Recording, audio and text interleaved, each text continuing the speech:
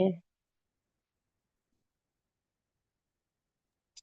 હરે કૃષ્ણ માતાજી, દંડવત પ્રણામ. હરે કૃષ્ણ, સાદર પ્રણામ આપ સૌને. હરે કૃષ્ણ. થેન્ક યુ હરે માતાજી, ખૂબ કૃષ્ણ સરસ માતાજી. જ્ઞાન દેવા માટે. હરે કૃષ્ણ, હરે કૃષ્ણ. એક મિનિટ, હરે મારે કૃષ્ણ. આજે થોડીક ટેકનિકલ પ્રોબ્લેમ થઈ રહી છે. હરે કૃષ્ણ માતાજી, મને મારું બીજું આઈડી છે, એની અંદર હું હેન્ડ રેસ કરું છું, એમાં મને પોસ્ટ આપો. ઓકે, સ્લાઇડ પણ શેર કરવાનું છે. માતાજી, માનસી માતાજી કરે, એમની પાસે લેપટોપ છે એટલે. ઓકે, તો માતાજી હેન્ડ રેઝ કરો ને. માતાજીએ કર્યો છે. Okay okay okay okay.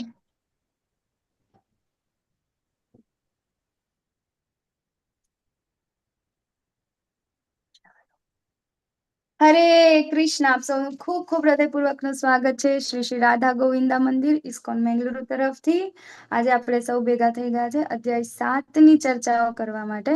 આપણે સ્લાઇડ શેર થાય ત્યાં સુધી આપણે જોઈશું. આજે મંગલાચરણથી પણ આપણે ચાલુ કરીશું આગળ, અને આપ સૌનો ખૂબ ખૂબ ધન્યવાદ કે તમે આવા સમયમાં પણ ને 8 વાગે રવિવારનો સમય છે અને બધા તમે આવી ગયા છો. યસ, માતાજી તમારી હરે પાસે આવવાની કૃષ્ણ, દેખાય છે ને સ્લાઇડ? હા માતાજી દેખાય છે, મંગલાચરણ નથી. ઓકે.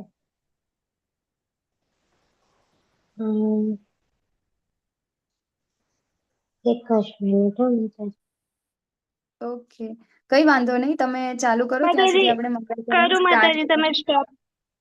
માતાજી તમે સ્ટોપ કરો, હું કરું. श्री श्री राधा गोविंद की जय, श्री राधा प्रभुपाद की जय।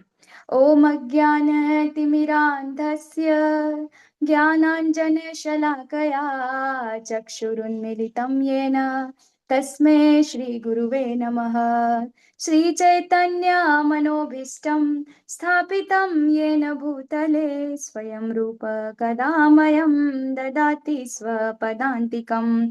वन्देऽहं श्रीगुरुः श्रीयुतापदकमलं श्रीगुरुन् वैष्णवांश्च श्रीरूपं साग्रजातं सहगण रघुनाथान्वितं तं सजीवं साद्वैतं सावधूतं परिजनसहितं कृष्णचैतन्यदेवं श्रीराधा कृष्णपादान् सहगण ललिता श्रीविशाखान्वितांश्च। हे कृष्णा करुणा सिंधो दीनबंधु जगत्पते गोपेश गोपिका कांत राधा कांत नमोस्तुते। तप्त कांचन गौरांगी राधे वृंदावनेश्वरी वृषभानुसुते देवी प्रणमामि हरिप्रिये। वाञ्छाकल्पतरुभ्यश्च कृपा सिन्धुभ्य एव च पतितानां पावनेभ्यो वैष्णवेभ्यो नमो नमः। नमः ॐ विष्णुपादाय कृष्णपृष्ठाय भूतले श्रीमते भक्तिवेदान्तस्वामिनीति नामिने। नमस्ते सरस्वते देवे गौरवाणी प्रचारिणे निर्विशेषशून्यवादी पाश्चात्यदेशतारिणे। जय श्री कृष्ण चैतन्य प्रभु नित्यानंद श्री अद्वैत गदाधर श्रीवास आदि गौर भक्त वृंद। हरे कृष्णा હરે हरे કૃષ્ણ હરે કૃષ્ણ कृष्णा કૃષ્ણ हरे કૃષ્ણ हरे હરે हरे હરે राम હરે हरे રામ राम હરે राम રામ राम રામ हरे રામ हरे। હરે हरे હરે कृष्णा। કૃષ્ણ હરે માતાજી. કૃષ્ણ. હરે કૃષ્ણ હરે માતાજી, હરે હરે કૃષ્ણ કૃષ્ણ. સર્વેને. હરે કૃષ્ણ માતાજી, હરે ખૂબ કૃષ્ણ. હૃદયપૂર્વકનું સ્વાગત છે, વેલકમ. મને જે લોકો જોઈ રહ્યા છે, યશ પ્રભુજી, પરેશ શાહ પ્રભુજી, દિનેશ સોલંકી હરે પ્રભુજી, કૃષ્ણ માતાજી, દંડવત પ્રણામ. હરે કૃષ્ણ પરેશ પ્રભુજી, વેલકમ. હરે કૃષ્ણ મયુર પ્રભુજી, હેમલતા માતાજી, હરે કૃષ્ણ. અને જે લોકો વિડીયો ઓફ કરીને પણ જોડાયા છે, હરે કૃષ્ણ માતાજી, એ સૌનું પણ ખૂબ ખૂબ હૃદયપૂર્વકનું સ્વાગત છે. તો આજે આપણે સૌ સાથે મળી ગયા છે. યસ દીપ્તિ માતાજી, વેલકમ. હરે કૃષ્ણ. તો અધ્યાય 7 ની ચર્ચાઓ તો આપણે કરીશું જ, અને આજના અધ્યાયના અંદર જ ભગવાન એવું કહે છે. યશ આશા માતાજી, હરે કૃષ્ણ, વેલકમ. ભગવાન એવું કહે છે કે કોણ મને પ્રાપ્ત કરી શકે છે. જોઈએ છે ને, આજે માયાદેવીનો દિવસ છે. 2 દિવસ પછી, 1 દિવસ પછી આપણો ઉત્તરાયણનો તહેવાર પણ છે, હે ને? એટલે અને રવિવારનો દિવસ અને સાંજના 8 વાગે, એટલે મોસ્ટલી બધા લોકો શું હોય, માયાના અંદર જ આપણે વ્યસ્ત હોઈએ, બરાબર? કાં તો ઘરનું વધારાનું કામ હોય, ક્યાંક બહાર ગયા હોય, વધારાનું કંઈક ને કંઈક માતાજીઓને કામ હોય, પ્રભુજીને કંઈક એક્સ્ટ્રા વર્ક હોય, હે ને? તો આના લીધે કંઈકને મૂવી જોવા જવાનું હોય, એટલે માયાદેવીનો પ્રકોપ જોરદાર હોય આજના શનિવાર અને રવિવારના દિવસે. એટલા માટે આપણી સંખ્યા પણ છે ને પછી એટલી જ હોય, અને તો અહીંયા ગાડી આજે જ ભગવાન આપણને કહેશે એક મેરેથોન જેવું, કે મને પ્રાપ્ત કરવા માટે ટ્રાય તો ઘણા બધા કરે છે, પરંતુ ત્યાં સુધી પહોંચે છે કેટલા, બરાબર ને? તો આજે તમે લોકો જે આવ્યા છો, અત્યારે જે લોકોની હાજરી છે ને જે લોકો લેક્ચર સાંભળી રહ્યા છે, એ લોકો ખરેખર બહુ જ સુકૃતિઓ છે આપની, કે તમે આજે આપણે આવા સમયમાં પણ ભગવાન વિશેની ચર્ચાઓ સાંભળી રહ્યા છે અને કરી રહ્યા છે.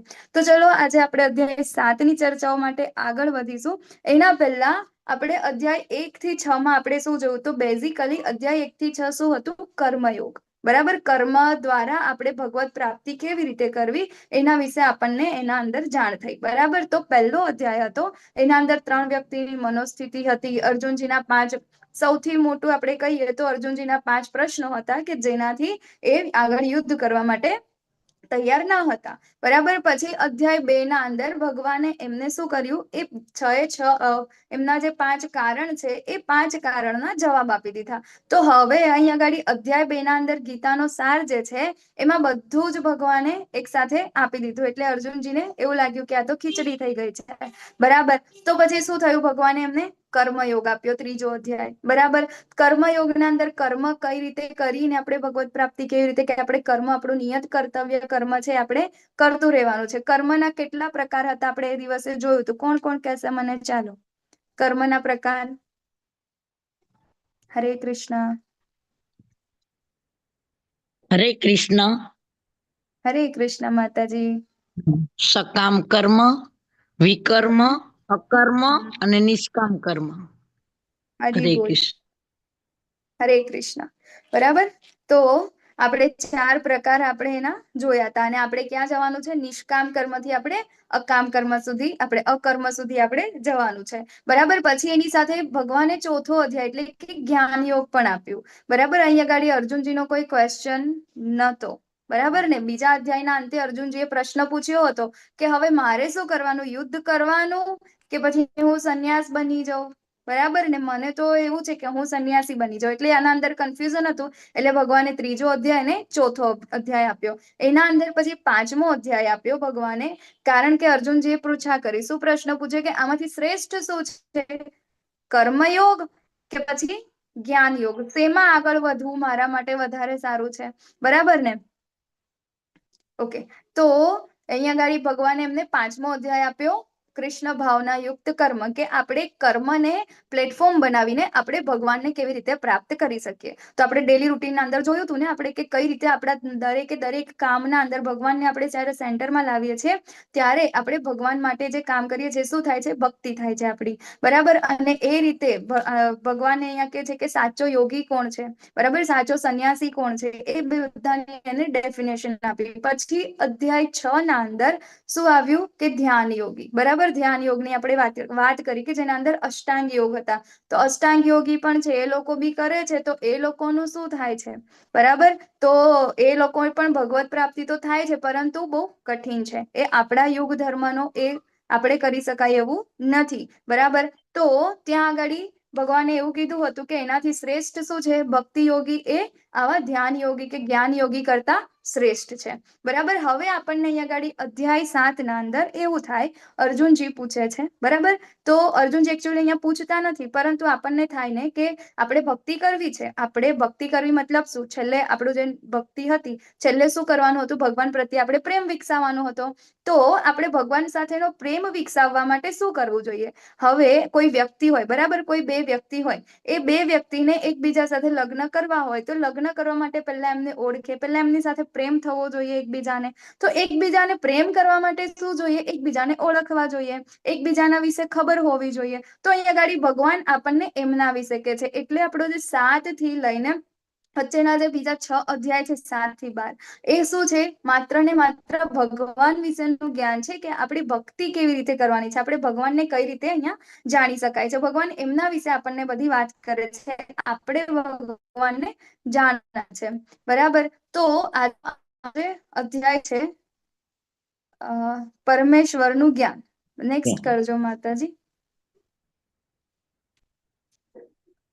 તો આપણે અધ્યાય 7 જે છે એને ટોટલ 5 વિભાગોમાં વહેંચ્યો છે. કૃષ્ણ વિશેના જ્ઞાનનો મહિમા, ભગવાન કૃષ્ણ શક્તિઓનું જ્ઞાન, ભગવાન કૃષ્ણને શરણાગતિ અને દેવી દેવતાની પૂજા અને અવ્યક્તવાદ, અને છેલ્લે બ્રહ્મણાથી ભક્તિ સુધી. નેક્સ્ટ માતાજી.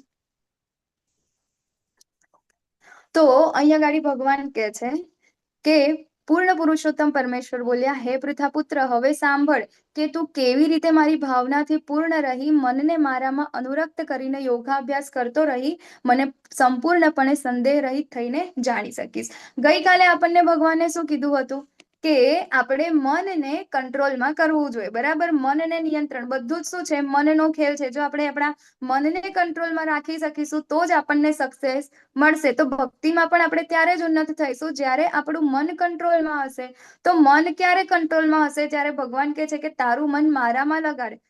ડિફિકલ્ટ છે, પણ એવું નથી કે નામુમકિન, ઇમ્પોસિબલ નથી. બરાબર. તો એ ભગવાન અહીંયા ગાડી આપણને પોસિબલ કઈ રીતે કરી શકાય એ અહીંયા ગાડી આપણને કહે છે કે મારી ભક્તિ તારે કેવી રીતે કરવાની છે. તો એના પહેલા તું મને જાણ. મને જાણીશ ને તો તને ઓટોમેટિક મારા સાથે પ્રેમ થશે. બરાબર. તો અહીંયા ગાડી ભગવાન એમને કહે છે કે સાંભળ. હે ને, ભગવાન એક સરસ એવો શબ્દ છે તચ્છૃણુ, તું સાંભળ. મતલબ કે સાંભળવાનો ખૂબ ઇમ્પોર્ટન્સ છે. બરાબર. તો આપણે અહીંયા રોજ શું કરીએ છીએ? ભેગા મળીને સાંભળીએ છીએ ને. બરાબર. તો જ્યાં સુધી આપણે ભગવાનની કથાઓ, ભગવાનની લીલાઓ એ બધું જ્યાં સુધી સાંભળતા નથી ત્યાં સુધી આપણને ભગવાનના અંદર ઇન્ટરેસ્ટ આવશે નહીં. તો સાંભળવું એ ખૂબ ઇમ્પોર્ટન્ટ છે. અત્યારે આપણે ઘણા બધા લોકો ક્લાસ જોઈન કરીને બેસી તો ગયા છે. બરાબર. ઘણી સારી વસ્તુ છે કે આપણે ક્લાસ અટેન્ડ કર્યો છે, પણ આમાંથી આપણે કેટલા અટેન્ટિવલી સાંભળીએ છીએ એ ઇમ્પોર્ટન્ટ છે.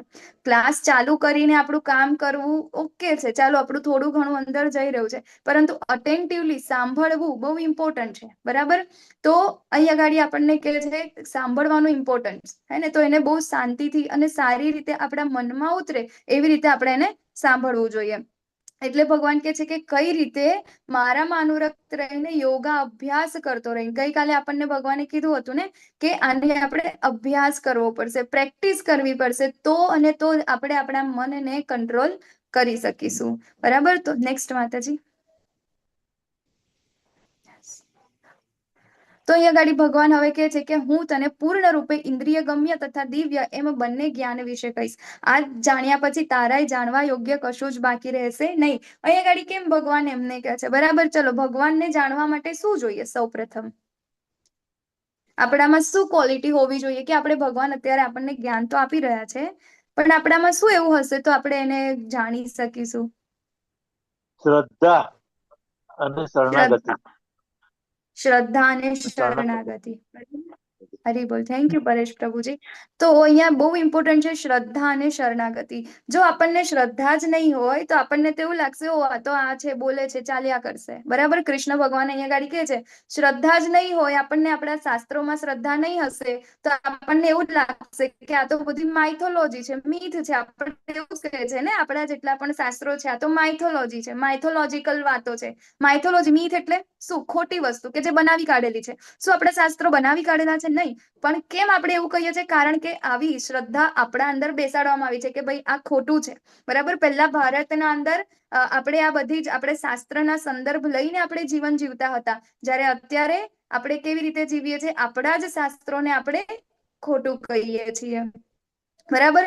કેમ? કારણ કે આપણી સિસ્ટમ એ પ્રકારની ડેવલપ કરવામાં આવી છે, અને એ સિસ્ટમ અત્યારથી નથી. આપણે જે સ્કૂલમાં ભણ્યા છે, બરાબર, ત્યાં આગળ આપણે જે પણ ટીચિંગ્સ લીધા છે, હે ને, તો એ બધી જ વસ્તુ આપણને ક્યાં લઈ જાય છે? આપણા ધર્મથી અલગ લઈ જાય છે. હે ને. તો એટલા માટે આપણા અંદર શ્રદ્ધા નામનું જે આ વસ્તુ છે ને ભગવાન માટેનું, એ ધીરે ધીરે ધીરે ધીરે ધીરે કરીને ઓછું કરી દેવામાં આવ્યું છે. અને શેના માટે આગળ વધારી દીધું છે? જીવન શેના માટે છે? રૂપિયા કમાવા માટે છે. આપણે ભણવાનું શેના માટે છે? સારા પર્સન્ટેજ માટે. સારા પર્સન્ટેજ શેના માટે? સારી કોલેજમાં એડમિશન મળે એટલા માટે. સારી કોલેજમાં એડમિશન કેમ? કારણ કે ત્યાં સારું પ્લેસમેન્ટ થાય અને સારી કંપનીમાં જોબ મળે. સારી કંપનીમાં જોબ અને સારું પ્લેસમેન્ટનો મતલબ કે સારું એવી સેલેરી મળે, બરાબર? અને સારી સેલેરી મળશે એટલે આપણે શાંતિ, રાજા, બરાબર? એવું આપણે ગઈકાલે પણ જોયું ને, એવું તો પોસિબલ જ નથી કે પૈસાથી બધું સુખ મળતું હોય. ઇટ ઇઝ નોટ પોસિબલ ને, બરાબર? તો અત્યારે આપણે શું કરીએ છીએ, જે ખરેખર આપણે જે ઉતારવાનું હતું આપણા લાઈફમાં, જેના અંદર શ્રદ્ધા રાખવાની હતી, એના અંદર આપણે શ્રદ્ધા રાખી નહીં. અને સ્કૂલમાં જઈને આપણને શું કહે છે? આપણે ટીચરો આપણને ભણાવે છે તો A for apple, B for ball આપણે માની લઈએ છીએ ને. કેમ? કારણ કે આપણને આપણા સ્કૂલ ટીચરમાં શ્રદ્ધા છે કે ના, એને કીધું એટલે આ સાચું છે. પણ આપણાને કોઈ આવીને એવું કહી દે કે ભગવદ્ ગીતામાં આવું કીધું છે. અચ્છા, તમને કોને કીધું ભગવદ્ ગીતામાં આવું છે? હે, અમે તો આવું કંઈક વિચારીએ છીએ. ના ના ના, ભગવાન કૃષ્ણ એક કૃષ્ણ નથી, એના અંદર તો એક કાર્ડ પ્રવેશ્યો હતો ને, એ બોલ્યા હતા, બરાબર? તો એમને ભગવદ્ ગીતા વાંચે છે ને, તેમ છતાં ભગવાનના અંદર એમને કોઈ ઇન્ટરેસ્ટ નથી. આજનું એક ઉદાહરણ, એક વ્યક્તિ સાથે મારી વાત થતી હતી, બરાબર? અમારા રિલેટિવ જ છે. અને શું કે આવી રીતે કંઈક ભોગ લગાવવાનું કે એવું કંઈક આવ્યું ને, તો એમને એવું કીધું, મેં કીધું કે તમે તો આવી રીતે આટલી ભક્તિ કરો છો, આવું તેવું બધું કરો, તો કે મેં ભગવદ્ ગીતા 3 વાર વાંચી. એમ કે તો શું કર્યું ભગવદ્ ગીતા? તો કે ના, ભગવાન તો આપણા અંદર જ છે ને, એમ કે એમને પછી અલગથી એમને પૂજા કરવાની, ભોગ લગાડવાની શું જરૂર છે? હે ને? તો હવે આ તો શું ખોટા ડાયરેક્શનમાં છે ને. ભગવદ્ ગીતા 3 વાર વાંચી પણ વ્યર્થ ગયું. એમને સમજ્યા જ ના કે ભગવદ્ ગીતામાં શું કહેવા માંગે છે, બરાબર? તો કેમ આવું થયું? કારણ કે એમને શ્રદ્ધા નથી, પોતાને ભગવાન બનાવી દીધા, બરાબર? તો અહીંયા ભગવાનના અંદર શ્રદ્ધા હોવી, આપણા આચાર્યોના અંદર શ્રદ્ધા હોવી એ બહુ ઇમ્પોર્ટન્ટ છે. એ શ્રદ્ધા હશે, એ શરણાગતિ હશે, તો જ આના અંદર શું કહેવા માંગે છે તેમાં આપણે આગળ વધી શકીશું. તો અહીંયા ભગવાન કહે છે કે હવે હું તને કેવું જ્ઞાન આપું છું? ઇન્દ્રિય ગમ્ય અને દિવ્ય, બરાબર? કે જે આપણી ઇન્દ્રિયોને ગમે છે, ભગવાન વિશે વાત કરવી, ભગવાન વિશે સાંભળવું, ભગવાન વિશે બોલવું, ભગવાન વિશે જાણવું, એ આપણને ખૂબ ગમે છે. અત્યારે આપણે કૃષ્ણની બાળલીલા સાંભળો તો, બરાબર? દર વર્ષે જન્માષ્ટમી આવે છે, દર વર્ષે આપણે કૃષ્ણની બાળલીલા જ્યારે સાંભળીએ છીએ ત્યારે એવું લાગે છે કે આ હજી હમણાં જ થઈ રહ્યું છે. અને આપણને જેટલી વાર 10મી વાર વાંચશો કે 100મી વાર વાંચશો, તમને એટલી જ મજા આવશે. ઉલટાકની એનાથી વધારે મજા આવશે. એનાથી આપણે ક્યારેય કંટાળતા નથી. કેમ? કારણ કે ઇન્દ્રિય ગમ્ય છે, બરાબર? પછી દિવ્ય છે, હે ને? આપણા જેવું ભૌતિક નથી, એ કેવું છે? દિવ્ય છે. એમ આ બંને જ્ઞાન કહે છે. અને ભગવાન કહે છે કે આના પછી તારે જાણવા યોગ્ય કશું જ બાકી રહેશે નહીં. તો આપણે આટલા બધા જ્ઞાન અર્જિત કરીએ છીએ, આટલા બધા વેદ, અલ્ટિમેટ તો શું છે? બધું જ આપણે જેટલું કંઈ પણ ભણીએ છીએ, જાણીએ છીએ, નોલેજમાં છેલ્લામાં છેલ્લું સ્ટેજ શું હોય? આપણા વેદો જ છે ને, એમાંથી જ બધું આવ્યું છે. તો આપણે એ જ જે છે એનાથી ત્યાં આગળ પણ એ પણ શું કહે છે કે ભગવાન જ છે. ભગવાન વિશે જાણવું એટલે એ જ છે દિવ્ય જ્ઞાન, બરાબર? તો જ્યારે ભગવાન વિશે આપણે જાણીએ છીએ, એના પછી આપણને કંઈ પણ જાણવા યોગ્ય બીજું કંઈ પણ બાકી રહેતું નથી. નેક્સ્ટ માતાજી. ઓકે, તો અહીંયા મારે તમને પ્રશ્ન પૂછવો છે કે શા માટે ઘણા બધા લોકો કૃષ્ણ ભાવનામૃત ધારણ કરી શકતા નથી? ચલો જવાબ આપો. કેમ? ઘણા બધા લોકો કરે છે ને, મેં અત્યારે કીધું ને, એક વ્યક્તિએ 3 વાર ભગવદ્ ગીતા વાંચી લીધી તો પણ શરણાગતિ નથી. હરે કૃષ્ણ, શ્રદ્ધા અને શરણાગતિ નથી. તે ભગવાન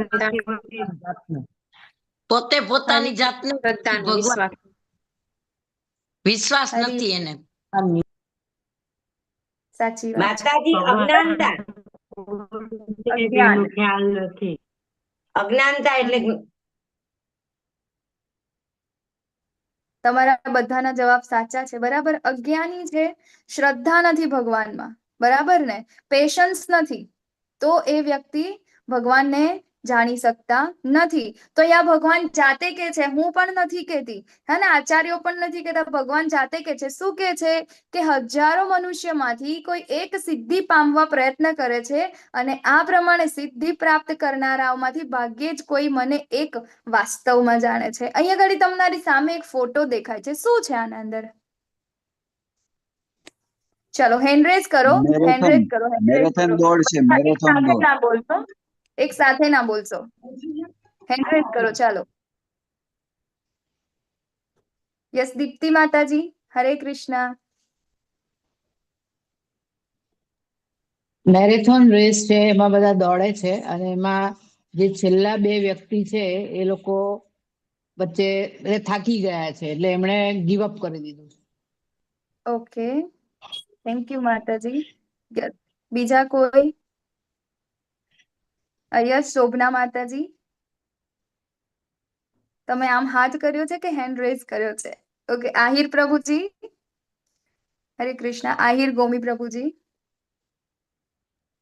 હરે કૃષ્ણ. આ મેરેથોન રેસ છે એની અંદર એવું છે કે જે બધા દોડવામાં જે લાખો પબ્લિક થાય છે પણ ત્યાં એક જ જણું પહોંચે છે, અમુક અધવચ્ચે પહોંચે છે. એવી તમારો રીતે અવાજ કૃષ્ણ નથી આવી ભગવાનના રહ્યો. જોડાવે પબ્લિક કેટલા મેરેથોન રેસ છે એમાં કેટલા ઓકે, બધા પાર્ટિસિપેટ તો થાય છે પણ ચાલો બીજા વિનર એક જ કોઈને આન્સર બને આપવા છે. છે? પણ આમાં શું છે, કૃષ્ણ શું જોવાઈ ભગવાનમાં રહ્યું છે એવું આપણને? હરે કૃષ્ણ માતાજી. કૃષ્ણ. માતાજી, મેરેથોન દોડનું છે એમાં લાખો લોકો દોડતા હોય છે પણ એમાં પહોંચે તો જીતવા માટે અમુક જ છે એટલે એમાંથી એકાદ બે જ જી એટલે આપણે પણ એમાં જે દોડમાં હોઈએ તો આપણે જે જો કૃષ્ણ ભાવનામૃતમાં હોઈએ ને કૃષ્ણ ભગવાનની સાચી ભક્તિમાં જો હોઈએ તો આપણે પહોંચી શકીએ છીએ. બાકી આપણે એમાં જો વિશ્વાસ નથી રાખતા તો આપણે કૃષ્ણ ભાવનામૃતથી જ દૂર રહી જાય છે. જેવી રીતે બધા પાછળ જેમ રહી જતા હોય લાખોમાંથી એમાં આપણે પણ પાછળ રહી જઈએ છીએ. એની જગ્યાએ આપણે એમાં ધ્યાન રાખશું તો એમાં જ આપણે આગળ વધી શકશું ને જેમ એક બે જણા જીતે છે એમાં અમુક પણ આપણે પણ જીતી શકશું અમુક જે પણ નંબરમાં આવે. હરે કૃષ્ણ માતાજી, ભૂલ ચૂક હોય તો ક્ષમા કરજો. હરે કૃષ્ણ. હરી બોલ પ્રભુજી. જતીન પ્રભુજી, થેન્ક યુ, તમે આખું સમજાવી દીધું. હવે આ એક મેરેથોન છે, બરાબર? તો આપણે પણ શું કરીએ છીએ, એક ભક્તિની મેરેથોનમાં આપણે આગળ વધીએ છીએ. તો આપણા ત્યાં અત્યારે તો મેરેથોનની સિઝન આવી ને, બરાબર? મોસ્ટલી અત્યારે ડિસેમ્બર, નવેમ્બર, ફેબ્રુઆરીમાં, એ બધામાં, જાન્યુઆરીમાં આપણા ત્યાં મેરેથોન થતા હોય તો આપણે જોઈએ ને મેરેથોનના અંદર રજીસ્ટ્રેશન કેટલા કરાવે. તમે રજીસ્ટ્રેશન કરાવો ને તો તમારો નંબર છે ને 1000, 10,000, 11,000 એવો નંબર આવે. દેટ મીન્સ કેટલા લોકો ત્યાં આગળ રજીસ્ટ્રેશન કરાવે છે. રજીસ્ટ્રેશન કરાવે છે એમાંથી 20 કિલોમીટરનું હોય છે, 50 કિલોમીટરનું હોય છે, 10 કિલોમીટરનું હોય છે, 5 કિલોમીટરનું પણ હોય છે, બરાબર? તો એમાંથી વધારે મતલબ મેડલ લેવા વાળા કેટલા, બરાબર? એના અંદરથી મેડલ લેવા વાળા ખાલી 10%, બરાબર? બીજા બધા શું છે કે સન્ડે નો દિવસ છે, મજા આવશે, એમાં બી પેલું 5 કિલોમીટર તો ફન રન હોય ને, બરાબર? તો કેમ મજા આવશે, બધી જગ્યાએ થોડી થોડી વારે પેલા મ્યુઝિક સિસ્ટમ વાળા હશે, એ બધું હશે, ખાવા પીવાનું હશે, એટલે ચાલો જઈએ આપણે, બરાબર? અને પછી શું કરે કે જે લોકો જે ખરેખર પ્રેક્ટિસ કરીને આવ્યા છે, જે લોકોને મેડલની જરૂર છે, એ ખાલી 10% લોકો છે. અને એમાંથી પણ ખાલી 3 જ વ્યક્તિઓ જે છે એ આગળ જેની પાસે મેડલ આવે છે. અને મેડલ પણ જો ફર્સ્ટ પ્રાઇઝ તો ખાલી એક જ વ્યક્તિને મળે છે, બરાબર? તો એવી જ રીતે ભક્તિમાં પણ આવું જ છે. અહીંયા ગાડી પાર્ટિસિપેટ તો ઘણા જ બધા કરે છે, ક્લાસના અંદર રજીસ્ટ્રેશન તો ઘણા બધા કરે છે, પરંતુ ફર્સ્ટ ડે ના દિવસે કેટલા અપિયર થાય છે? ફર્સ્ટ ડે ના દિવસે જે અપિયર થાય ને 5 કિલોમીટરની ફન રન વાળા બધા, બરાબર? કે ખાલી મજા કરવામાં આવે, પછી બીજા ત્રીજા દિવસથી આપણને જોવાય ના, હે ને, એ ગાયબ થઈ જાય. પછી જે લોકો 18 અધ્યાય મતલબ 6, 2, 4, 5, 6 અધ્યાય સુધી દેખાય ને, એ પછી વચ્ચે થાકી ગયા કે ના હવે આપણાથી ના થાય, આપણો સ્ટેમિના પૂરો, બરાબર? પરંતુ જે 6થા અધ્યાયમાં આવી જાય, 7મા અધ્યાય, એકચ્યુઅલમાં 6 અધ્યાય પૂરા કરી નાખે ને એ લોકો 18 અધ્યાય સુધી તો રહે છે, બરાબર? એવું અત્યાર સુધી અનુમાન છે, એ લોકોનું જોયેલું છે. તો આ લોકો કોણ છે જે 6 અધ્યાય કમ્પ્લીટ કરે છે, 7મા અધ્યાયમાં પ્રવેશી ચુક્યા છે, કે એ લોકો ખરેખર છેક સુધી જવા માટે સિન્સિયર છે, બરાબર? અને એવી જ રીતે આપણે ભક્તિના અંદર પણ આગળ વધવાનું છે. તો હવે આ લોકો જે રહી ગયા ને, બરાબર? તો એ લોકો જે ખાલી રન કરવા કે જો કે હા અમે લોકો તો દોડીએ છીએ, હા અમે લોકો રોજ દોડતા ના હોય, બરાબર? પણ ખાલી ત્યાં આગળ ટી-શર્ટ પહેરવા માટે આવે, હે ને, કે ત્યાં આગળ અલગથી આપણને કીટ આપવામાં આવે ને, એના અંદર એક ટી-શર્ટ હોય રનિંગ માટેની, ટી-શર્ટ પહેરશે, પછી શું કહે ત્યાં આગળ ખાશે, ફોટા પડાવશે, પછી કોઈ જે જીત્યા હોય ને એ લોકોનું મેડલ લઈ અને ફોટા પડાવીને સોશિયલ મીડિયામાં મૂકી દેશે, બરાબર? તો આવી જ રીતે આપણે પણ શું કરીએ છીએ, ભક્તિ કેવી રીતે કરે છે કે ના મેં તો ભક્તિ કરું છું, કેવી રીતે? તો હું સન્ડે ના દિવસે ઇસ્કોન ટેમ્પલ જઉં છું. ઇસ્કોન ટેમ્પલમાં કેવી રીતે જઉં છું? હા, હું તો ધોતી કુર્તો અથવા તો ગોપી ડ્રેસ પહેરીને જઉં છું, તિલક કરું છું, હાથમાં માળા હોય છે, બરાબર ને? તો આમ તો આપણે બાહ્ય દેખાવથી તો એવું લાગે હો મંદિરના અંદર તો કેટલા બધા ભક્તો છે, બરાબર? પરંતુ એના અંદર સિરિયસલી જે ખરેખર સિન્સિયર ડિવોટી હોય એ કેટલા છે, બરાબર. આમ કહેવા જઈએ તો આપણે બાહ્ય દેખાવથી તો ખાલી 500-600 રૂપિયાના અંદર આપણે ડિવોટી બની શકાય ને ના બની શકાય, ભક્ત બની શકાય, પરંતુ સિન્સિયર ડિવોટી કોણ છે એ ઇમ્પોર્ટન્ટ છે. તો અહીંયા આગળ ભગવાન એ જ કે છે એવા ભાગ્યે જ કે જે મને વાસ્તવમાં જાણે છે. બરાબર. તો આ સિદ્ધિ પ્રાપ્ત કરનારામાંથી કોઈ એક જ વિરલા જ હોય કે જે ભગવાનને જાણવા માટેના પ્રયત્ન કરે છે. અત્યારે જે ક્લાસના અંદર જેટલા લોકો બેઠા છે ને એ શું કહેવાય, આપણે એવું સમજતા હોય કે આપણે સામાન્ય વ્યક્તિઓ છે. નહીં, પણ આપણે બધા જ સામાન્ય વ્યક્તિઓ નથી, આપણે અસામાન્ય વ્યક્તિ છે. આપણે કેટલા બધા કલ્મશો, આપણી આજુબાજુ માયાદેવી, આ બધું જ છોડીને અત્યારે આપણે ભગવાનને જાણવાની કોશિશ કરી રહ્યા છે. તો ભગવાન એવા કે છે કે આવા તો નક્કી વિરલાઓ હોય છે. બરાબર. નેક્સ્ટ માતાજી.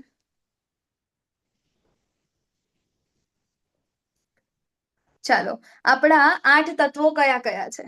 બરાબર. કોઈને ખબર છે 8 તત્વોના નામ?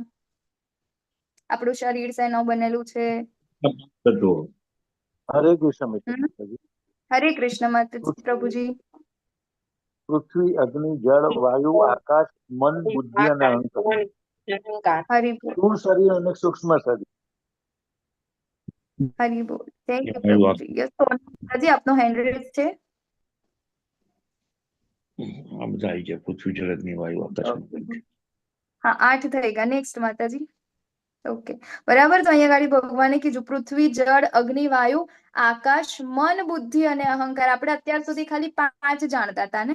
બરાબર. 3 બીજા કયા છે? મન, બુદ્ધિ અને અહંકાર. એ ભગવાનની કેવી છે? વિભિન્ન ભૌતિક શક્તિઓ છે. ઘણા બધા લોકો એવું કહે કે ભગવાન તો નિરાકાર છે.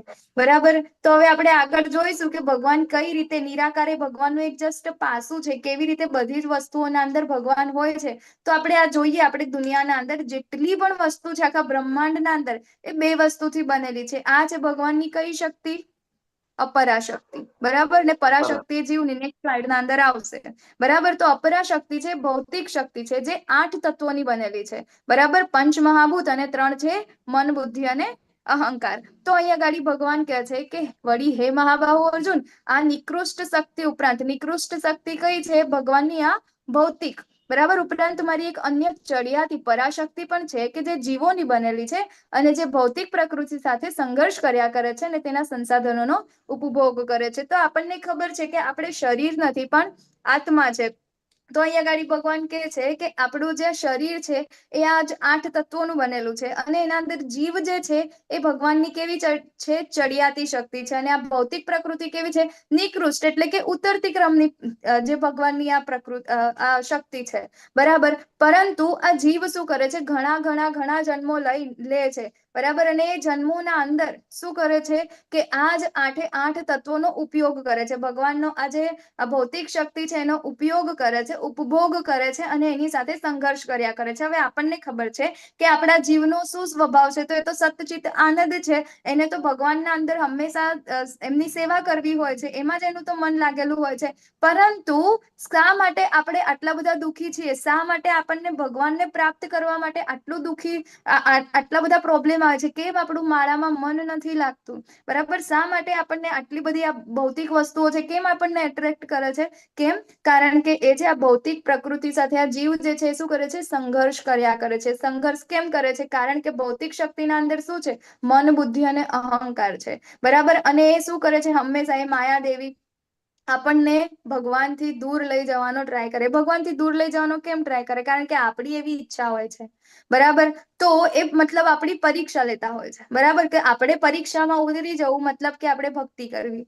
ઓકે. તો આની સાથે આપણે સંઘર્ષ કર્યા કરે છે. અને એવું નથી કે આપણે આના અંદર, આપણે ઘણા બધા જન્મો લઈ ચૂક્યા છીએ આગળ, અને આગળ પણ ખબર નહીં કેટલા. અત્યારે જો આપણે ભક્તિમાં વ્યવસ્થિત ભક્તિ કરીશું તો પછી આપણે ડાયરેક્ટ ભગવત ધામ પહોંચીશું. બરાબર. પરંતુ જો હજી પણ આપણે નહીં સુધરીએ, હજી પણ આપણે એવું નહીં માનીએ કે આપણે આત્મા છીએ, શરીર નથી, અને આપણે આનો જસ્ટ ઉપયોગ કરવાનો છે, કે એને પ્લેટફોર્મ બનાવીને આપણે ભગવાનને પ્રાપ્ત કરવાના છે, ભક્તિ કરવાની છે. તો આ 5 મહાભૂત અને 3 જે ભગવાનની મતલબ આ ભૌતિક જે પ્રકૃતિ છે એનો ઉપયોગ આપણે કરવાનો છે. કેમ? ભક્તિ કરવા માટે. ઓકે. તો નેક્સ્ટ માતાજી.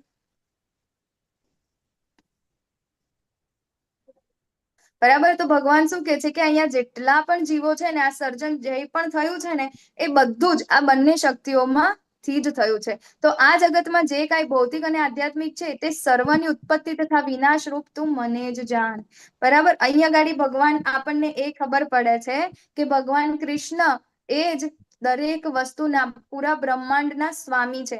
કેમ? કારણ કે અહીંયા ઉત્પત્તિ પણ કોણ કરે છે? ભગવાન કરે છે, અને વિનાશ પણ ભગવાન કરે છે. એવું હું નથી કે તેવું ભગવાન જાતે કે છે. ભગવાન શ્રી કૃષ્ણ અહીંયા આગળ જાતે કે છે કે સર્વની ઉત્પત્તિ તથા વિનાશ રૂપ તું મને જ જાણ. બરાબર, આવું બીજા કોઈ જ ભગવાન નથી કહેતા કે બીજા કોઈ પણ સમાજના કે બીજા કોઈ જાતિના એ લોકોના ભગવાન પણ એવું નથી કહેતા કે હું ભગવાન છું.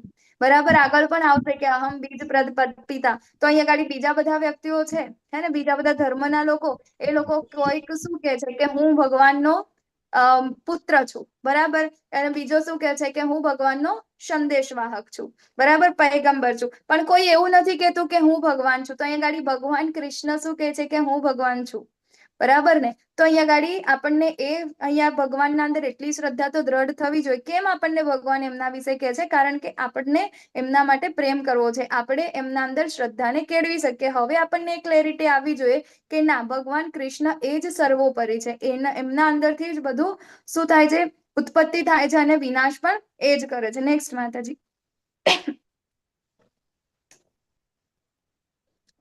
તો ભગવાન કોણ? પૂર્ણ પુરુષોત્તમ કોણ? બરાબર, તો અહીંયા ગાડી આપણને એ ક્વેશ્ચનનો આન્સર તો મળી ગયો. તો હે ધનંજય, મારાથી શ્રેષ્ઠ એવું કોઈ તત્વ અહીંયા નથી. જેવી રીતે મોતી દોરામાં ગૂંથાયેલું રહે છે તેવી રીતે સર્વે કંઈ મારાના આધારે જ રહેલું છે.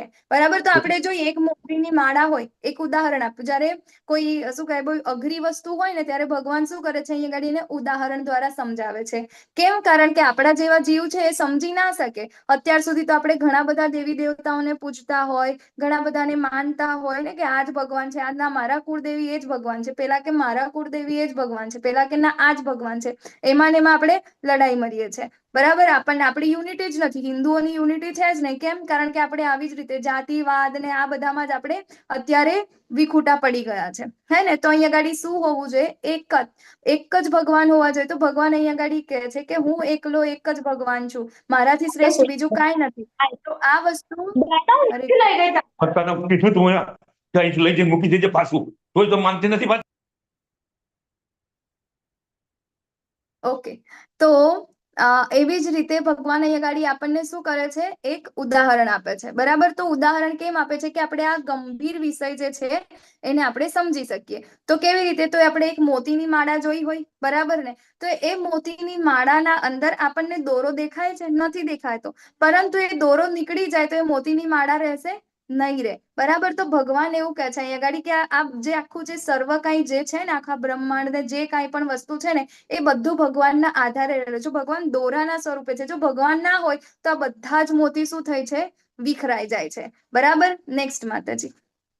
તો અહીંયા ભગવાનથી શ્રેષ્ઠ બીજું કાંઈ જ નથી. એમનાથી બીજું કંઈ જાણવા યોગ્ય કોઈ સત્ય પણ નથી. તો હવે કહે છે કે કઈ કઈ વસ્તુમાં આપણે ભગવાનને જોઈ શકીએ. બરાબર, તો અહીંયા કહે છે કે હે કુંતી પુત્ર અર્જુન, હું પાણીમાં સ્વાદ છું, સૂર્ય તથા ચંદ્રનો પ્રકાશ છું, વૈદિક મંત્રોમાં ઓમકાર છું, આકાશમાં શબ્દ તથા મનુષ્યોમાં સામર્થ્ય છું. તો આપણને એવું થાય કે પાણીના અંદર સ્વાદ એ કેવું હોય વળી? કેમ પાણીમાં સ્વાદ કેમ હોય? પાણીમાં સ્વાદ હોય? બોલો તો. હા હોય. હરે કૃષ્ણ માતાજી હોય. દરિયાનું પાણી ખારું લાગે છે, ઘણીવાર નળનું પાણી અલગ લાગે, કુવાનું પાણી મીઠું લાગે, સરોવરનું પાણી અલગ લાગે. એમ સ્વાદ હોય જ છે પાણી. બરાબર, પણ આપણે પીવા યોગ્ય પાણી મીઠું લાગે છે. બરાબર, તો આપણે જોઈએ કે પાણીના અંદર ભગવાન શું છે? સ્વાદ છે. તો આપણને ખબર છે કે આપણને ભલે ભૂખ્યા આપણે રહી લઈએ, પરંતુ પાણી વગર આપણને ચાલતું નથી. બરાબર, તો એ કેમ? કારણ કે ભગવાન કહે છે કે પાણીના અંદર હું સ્વાદ છું, સૂર્ય અને ચંદ્રનો પ્રકાશ છું. બરાબર, સૂર્ય અને ચંદ્રને આપણે જે કાંઈ પણ જોઈએ છીએ, હે ને, તો એ પ્રકાશ સૂર્ય અને ચંદ્રને આપણે શેના દ્વારા ઓળખીએ છીએ? એમના પ્રકાશ વડે ને, બાકી એ જો એમની પાસે પ્રકાશ ના હોત તો આપણે જાણતા જ નહીં, તો એના અંદર એ પ્રકાશ છે. પછી વૈદિક મંત્રોના અંદર ઓમકાર છે. તો વૈદિક મંત્રો એટલે શું? બરાબર, તો વૈદિક મંત્રો આપણા જે છે, જેટલા પુરાણ અને શાસ્ત્રો છે, એ બધાના અંદર એમનો શ્લોક ક્યાંથી ચાલુ થાય છે? ઓમથી ચાલુ થાય છે. એટલા માટે અત્યારે આપણે રોજ કહીએ છીએ ને કે વેદોનો સાર ભગવાન છે, વેદોનો સાર ભગવાન છે. તો કેમ? કારણ કે અહીંયા આગળ એ જ કહેવા માંગે છે કે ભગવાનથી જ સ્ટાર્ટ થાય છે. ઓમ જે છે પણ કોણ છે? ભગવાન છે. પછી જે આકાશના અંદર શું છે? શબ્દ છે, ઈ અવાજ છે. બરાબર ને? જો અવાજ ના હોત તો આપણે અત્યારે કોઈ સાંભળી ના શકે, બોલી ના શકે, કઈ જ ના થાય. પછી મનુષ્ય અંદર ક્ષમતા. બરાબર, તો આપણે જે કાંઈ પણ કરી શકીએ છીએ એ આપણે કોના દ્વારા કરી શકીએ છીએ? ભગવાન દ્વારા કરી શકીએ છીએ. પછી ગરમી, અગ્નિના અંદર ગરમી છે. બધા જીવોના અંદરનું જીવન ભગવાન છે. તપસ્વીઓનું તપ ભગવાન છે. બરાબર, બધું જ અસ્તિત્વમાં છે એનું મૂળ બીજ ભગવાન છે. પછી બુદ્ધિશાળીઓમાં બુદ્ધિ ભગવાન છે. શક્તિશાળી પુરુષોના અંદર પરાક્રમ છે. પછી મજબૂત, બરાબર, એના અંદર તાકાત, જે વ્યક્તિ હોય એના અંદર તાકાત ભગવાન છે. અને બીજું ધાર્મિક સિદ્ધાંતોની વિરુદ્ધ નથી તેવું જાતીય જીવન પણ ભગવાન છે.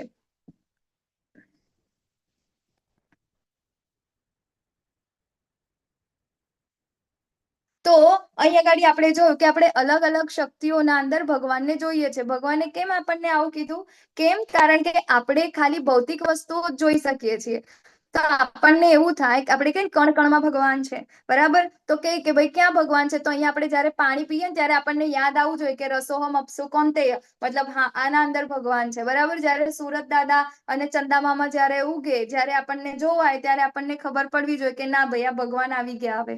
બરાબર ને? આપણને જયારે આપણે કંઈક સારું કરી બેસીએ કે કંઈ પણ કરી દઈએ ત્યારે આપણને આપણામાં અહમ આવી જાય, તો આપણે એ વખતે વિચારવું જોઈએ કે આ મારા માટે, આ મારા લીધે નથી, પરંતુ આ ભગવાનના લીધે છે. જો ભગવાન ના હોત તો એ મારું આ કંઈ પણ થઈ શકે નહીં.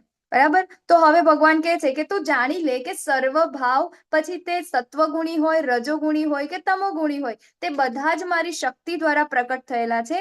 એક રીતે હું સર્વ કાંઈ છું, પરંતુ સ્વતંત્ર છું. હું ભૌતિક પ્રકૃતિના ગુણોને આધીન નથી, બલ્કિ તેઓ મારે આધીન છે. આપણને અહીંયા આગળ ફોટામાં દેખાય એવી રીતે. બરાબર, તો જેટલું કાંઈ આપણને દેખાય છે ને, આપણે શેના વડે આવૃત છીએ? તો 3 ગુણો દ્વારા. ભૌતિક પ્રકૃતિના 3 ગુણો છે. બરાબર, સત્વગુણ, રજોગુણ અને તમોગુણ. અને એના કારણે જ આપણે આ જે કાંઈ પણ કર્મ કરીએ છીએ એના અંડરમાં થઈને આપણે કરીએ છીએ. અને આપણે જન્મ સુધી આપણે અહીંયા આગળ જન્મ મૃત્યુના ચક્રમાં ફરીએ છીએ. પરંતુ ભગવાન એમનાથી સ્વતંત્ર છે. કેમ એમનાથી સ્વતંત્ર છે? આપણને ફોટામાં દેખાય તો 3 જે દેવી છે ને, 3 ગુણો ભગવાનની. બરાબર, ભગવાન એની ઉપર છે. એના નિયંત્રક કોણ છે? એ ભગવાન છે. માટે ભગવાનને આ કંઈ પણ લાગુ પડતું નથી. તો ભૌતિક પ્રકૃતિના ગુણોને આધીન કોણ છે? આપણે છે. ભગવાન કોણ છે? એ ગુણાધીશ છે. અને આપણે કોણ છે? ગુણાધીન છે. બરાબર, અને જે ભગવાનના શુદ્ધ ભક્તો હોય ને, શુદ્ધ વૈષ્ણવો ભગવાનના, એ છે ગુણાતીત. આપણે ક્યાં જવાનું છે? આ 3 ગુણોની ઉપર જવાનું છે. આપણે સત્વગુણમાં નથી રહેવાનું, રજોગુણમાં નથી રહેવાનું કે તમોગુણમાં પણ નથી રહેવાનું. બરાબર, આપણે ક્યાં જવાનું છે? એના ઉપર, ગુણાતીત અવસ્થામાં, શુદ્ધ સત્વ ગુણના અંદર આપણે જવાનું છે. અને જ્યારે આપણે ત્યાં જઈશું ને, ત્યારે જ આપણને ભગવત પ્રાપ્તિ થશે. આપણે ભગવાનના શરણે જઈશું ત્યારે. બરાબર, તો 3 ગુણો સત્વ, રજસ તથા તમ દ્વારા મોહ પામેલું આ સમગ્ર જગત ગુણાતીત તથા અવિનાશી એવા મને જાણતું નથી. તો અહીંયા આગળ આપણને એ ખબર પડે કે કેમ લોકો આપણે ભગવાનને કેમ નથી જાણી શકતા, કેમ નથી સમજી શકતા? કેમ? કારણ કે આપણી આજુબાજુ માયાનો પડદો છે. બરાબર, ભગવાન અને આપણી વચ્ચે શું છે? એક માયાનો પડદો છે. માયાદેવી, એને જીતવી એ બહુ અઘરી છે.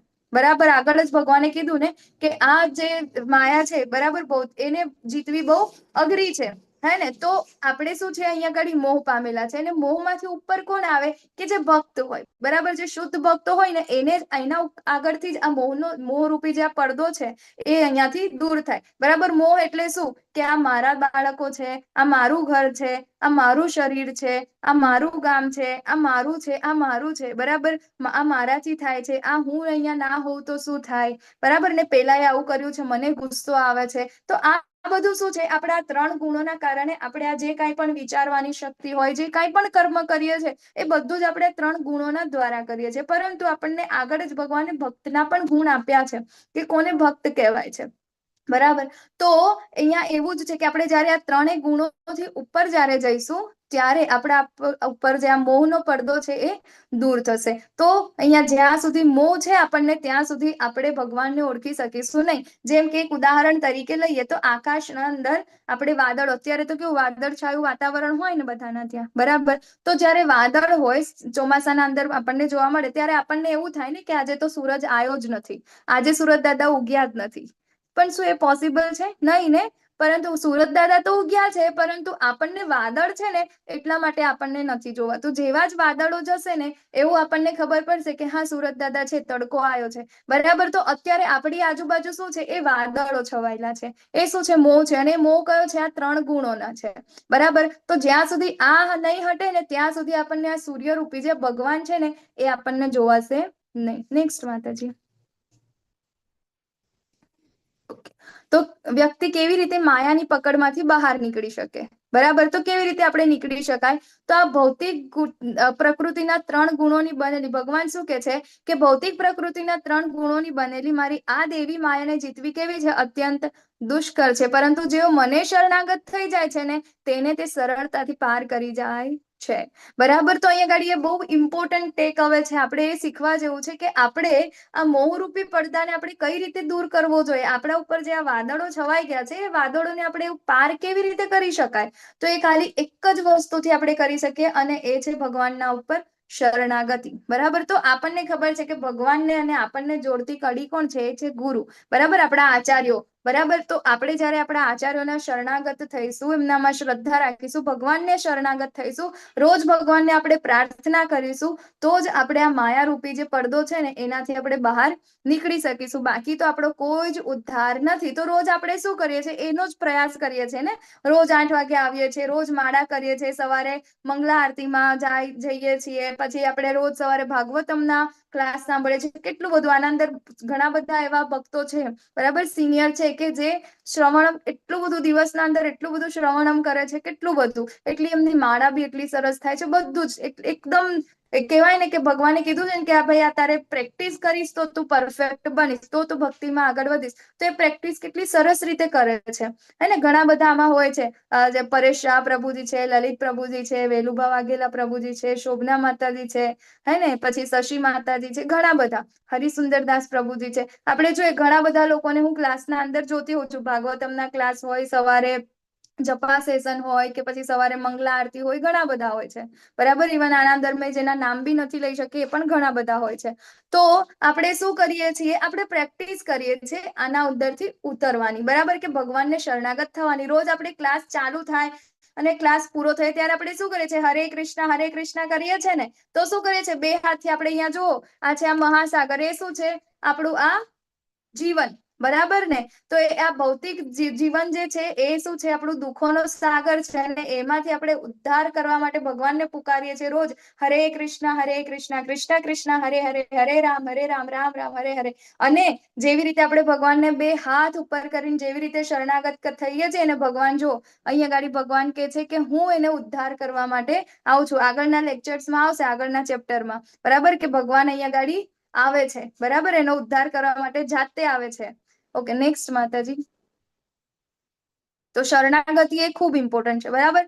તો હવે કઈ 4 પ્રકારના એવા લોકો જે છે ભગવાનને શરણાગત નથી થતા, બરાબર. નેક્સ્ટ સ્લાઇડમાં એ પણ આવશે. 4 પ્રકારના લોકો એવા છે જે ભગવાનને શરણાગત થાય છે. તો આપણે 4 પ્રકારના લોકો એવા જોઈએ કે જે ભગવાનને શરણાગતિ સ્વીકારતા નથી, બરાબર. તો એવા કોણ કોણ છે? તો જે તદ્દન મૂર્ખ છે, બરાબર, કે જે લોકો શું વિચારે છે કે રોજ મજૂરી કરે છે, રોજ જોબ કરે છે, બધું જ કરે છે, અને શું કરે છે? એ જ બધી જ વસ્તુઓને પોતે ભોગવવાની ઈચ્છા રાખે છે, બરાબર, કે ના હજી હું થોડું કામ કરી લઉં, હજી હું થોડું કામ કરી લઉં, હજી હું થોડું કામ કરી લઉં, બરાબર. આ વખતે મને મેનેજરની પોસ્ટ મળી છે, નેક્સ્ટ મને CEO ની પોસ્ટ મળી જાય છે. આ વખતે મારો સેલેરી ₹1,00,000 છે, નેક્સ્ટ મને ખાલી 1.5 લાખ થઈ જશે, આવું થઈ જશે. એમ કરીને શું કરે છે? પોતાની જાતને વ્યસ્ત જ રાખે છે. તો શું છે? મૂર્ખ છે. એ એવું સમજે છે કે આ બધી વસ્તુથી હું સુખી થઈ જઈશ, ખુશ થઈ રહીશ. તો આ શું છે? તદ્દન મૂર્ખ છે, મૂર્ખ થઈ ગયા. બીજા છે અધમ, બરાબર, નરાધમ વ્યક્તિઓ એવા છે. તો નરાધમ વ્યક્તિઓ કોણ? કે જે અધર્મ કરે છે, બરાબર, ધર્મના સિદ્ધાંતોને એ લોકો ફોલો કરતા નથી. આપણા શાસ્ત્રોના અંદર ઘણા બધા ધર્મ આપેલા છે, પરંતુ એ નિયમોને એ લોકો ફોલો કરતા નથી, અધમ છે, બરાબર. તો શું કરે? આમ આપણે શું કહેવાય, ભગવદ્ ગીતાના અંદર પ્રભુપાદ એમના પરપટમાં લખે છે કે અહીં આગળ જેટલા બી લોકો છે ને 99.9% લોકો એ બધા કેવા છે? નરાધમ છે, બરાબર. કેમ નરાધમ છે? કારણ કે આપણે ધર્મના કોઈ સિદ્ધાંતોનું ફોલો કરતા જ નથી. ધર્મના અંદર ઘણા બધા સંસ્કાર આપેલા છે આપણને, હે ને, આપણા મનુષ્ય જીવનના 16 સંસ્કાર છે. તો એ 16 સંસ્કારમાં આપણે કયો એક પણ સંસ્કાર જો ઢંગથી કરતા હોય, બરાબર ને, તો જો આપણે નથી કરતા, મતલબ આપણે કેવા છે? નરાધમ છે. તો આપણે ધર્મની વિરુદ્ધના જે કાંઈ પણ કામ કરીએ છીએ ને, આપણા બધા કેવા છે? નરાધમ. આપણે બધા જ નરાધમના અંદર જ આવીએ છીએ. કેમ? કારણ કે આપણે આ બધી કઈ વસ્તુને ફોલો કરતા નથી, બરાબર. તો એ કરવું જોઈએ.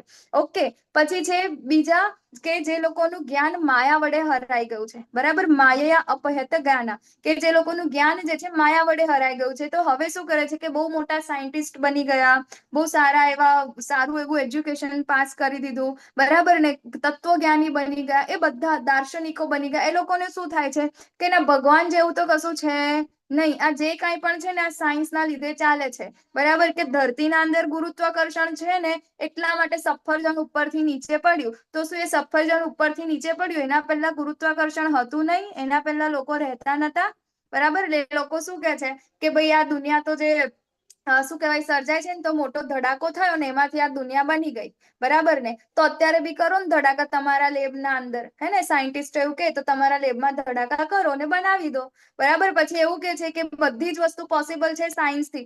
ઓકે, સાયન્સથી આટલી પોસિબલ છે તો પછી બનાવી દો લોહી. કોઈનું શું કરવા આપણે બ્લડ ડોનેટ કરીએ છીએ? બ્લડ ડોનેટ તો એટલા માટે કરાવે છે કે લોહી શું કહેવાય રક્તદાન મહાદાન કરીને એ લોકો આપણી પાસે દાન કરાવે છે. તો બનાવી દો ને સાયન્સના અંદર લોહી. શું કામ નથી બનાવી શકતા? બરાબર. રોબોટ બનાવે છે, માણસો બનાવે છે, પણ શું એના અંદર જીવ નાખી શકે છે? માણસ જેવો માણસ બીજો એ લોકો પેદા કરી શકે છે? નથી કરી શકતા, બરાબર. તો આવા લોકો કેવા છે કે જે લોકોનું જ્ઞાન કેવું છે? માયા વડે, કે ના અમે બહુ જ બધું જાણીએ છીએ, બરાબર, બહુ બધું જ્ઞાન અર્જિત કરી લીધું છે. એના લીધે શું થાય છે? એ લોકોનું જ્ઞાન માયા વડે, એ માયા છે, બરાબર, એ હરાઈ ગયું છે. અને છેલ્લા છે આસુરી પ્રકૃતિ વાળા, બરાબર, કે જે લોકો કેવા છે? આસુરી છે, આસુરી પ્રકૃતિ વાળા છે, કે જેને કંઈક ભલતું જ કરવાની ઈચ્છા હોય, બરાબર. ભગવાનના અંદર કઈ વિશ્વાસ જ ના હોય. જેમ કે રાવણ, બરાબર ને. તો રાવણને 3 ઈચ્છાઓ હતી રાવણની. કઈ કઈ હતી? બોલો. હરે કૃષ્ણ. સોનામાં સુગંધ, સોનામાં સુગંધ, સ્વર્ગમાં સીડી બનાવવાની, અને ત્રીજું શું હતું? ભૂલી ગઈ, ત્રીજું ભૂલાઈ. દરિયો, સીડી બનાવ, અને આ સમુદ્ર, હા, સમુદ્રનું પાણી મીઠું બનાવવાનું ખારામાંથી. આવી હા. તો એની આ 3 ઈચ્છાઓ હતી, બરાબર ને, કે હું સમુદ્રનું પાણી છે ને મીઠું કરી નાખું, અને શું કહેવાય સ્વર્ગ સુધીની અહીંયાથી હું સીડી બનાવી દઉં, અને સોના અંદર, સોનું અત્યારે બહુ ઇમ્પોર્ટન્ટ છે ને, તો એના અંદર હું સુગંધ નાખી દઉં, બરાબર. હવે ભગવાને તો આગળ જ કહી દીધું કે આ બધું જ મારા વડે છે, મેં ઉત્પત્તિ કરી છે, અને નાશ પણ હું જ કરું છું. તો પછી આ પેલો ક્યાંથી આવ્યો કરવા વાળો? બરાબર ને, એનાથી તો થાય જ ના. તો હવે આવા જે લોકો છે ને, કે જે ભગવાનની વિરુદ્ધનું કામ કરવા જે ઈચ્છે છે ને, કે પોતે ભગવાન બનવાની ઈચ્છા રાખે છે ને, એ લોકોને શું થાય છે? એ લોકોને શું કહેવાય છે? નાસ્તિક પ્રકૃતિ, આસુરી પ્રકૃતિના લોકો, બરાબર. નેક્સ્ટ માતાજી. તો અત્યારે પણ ઘણા બધા લોકો આપણે જોઈએ જ છે ને, હે ને, એટલે કે ભાઈ થોડી ઘણી સિદ્ધિ પ્રાપ્ત કરી લીધી હોય એટલે એવું કે હું ભગવાન છું, તમે મને આવીને પૂજો, મને તમે નારિયેળ ચડાવો, મને તમે આટલી દક્ષિણા આપી દો, મને આમ કરો, મને તેમ કરો, હું કલ્કીનો અવતાર છું, બરાબર, હું પોતે ભગવાન કૃષ્ણ છું, હું શિવજી છું. એવું બધું ઘણા બધા લોકો ચાલે છે આપણા ત્યાં. અત્યારે જ દુનિયામાં ઘણું બધું ચાલે છે કલયુગમાં, બરાબર. તો આવું છે કે જે લોકો કેવા છે? નાસ્તિક પ્રકૃતિ, આસુરી પ્રકૃતિના છે. નેક્સ્ટ માતાજી.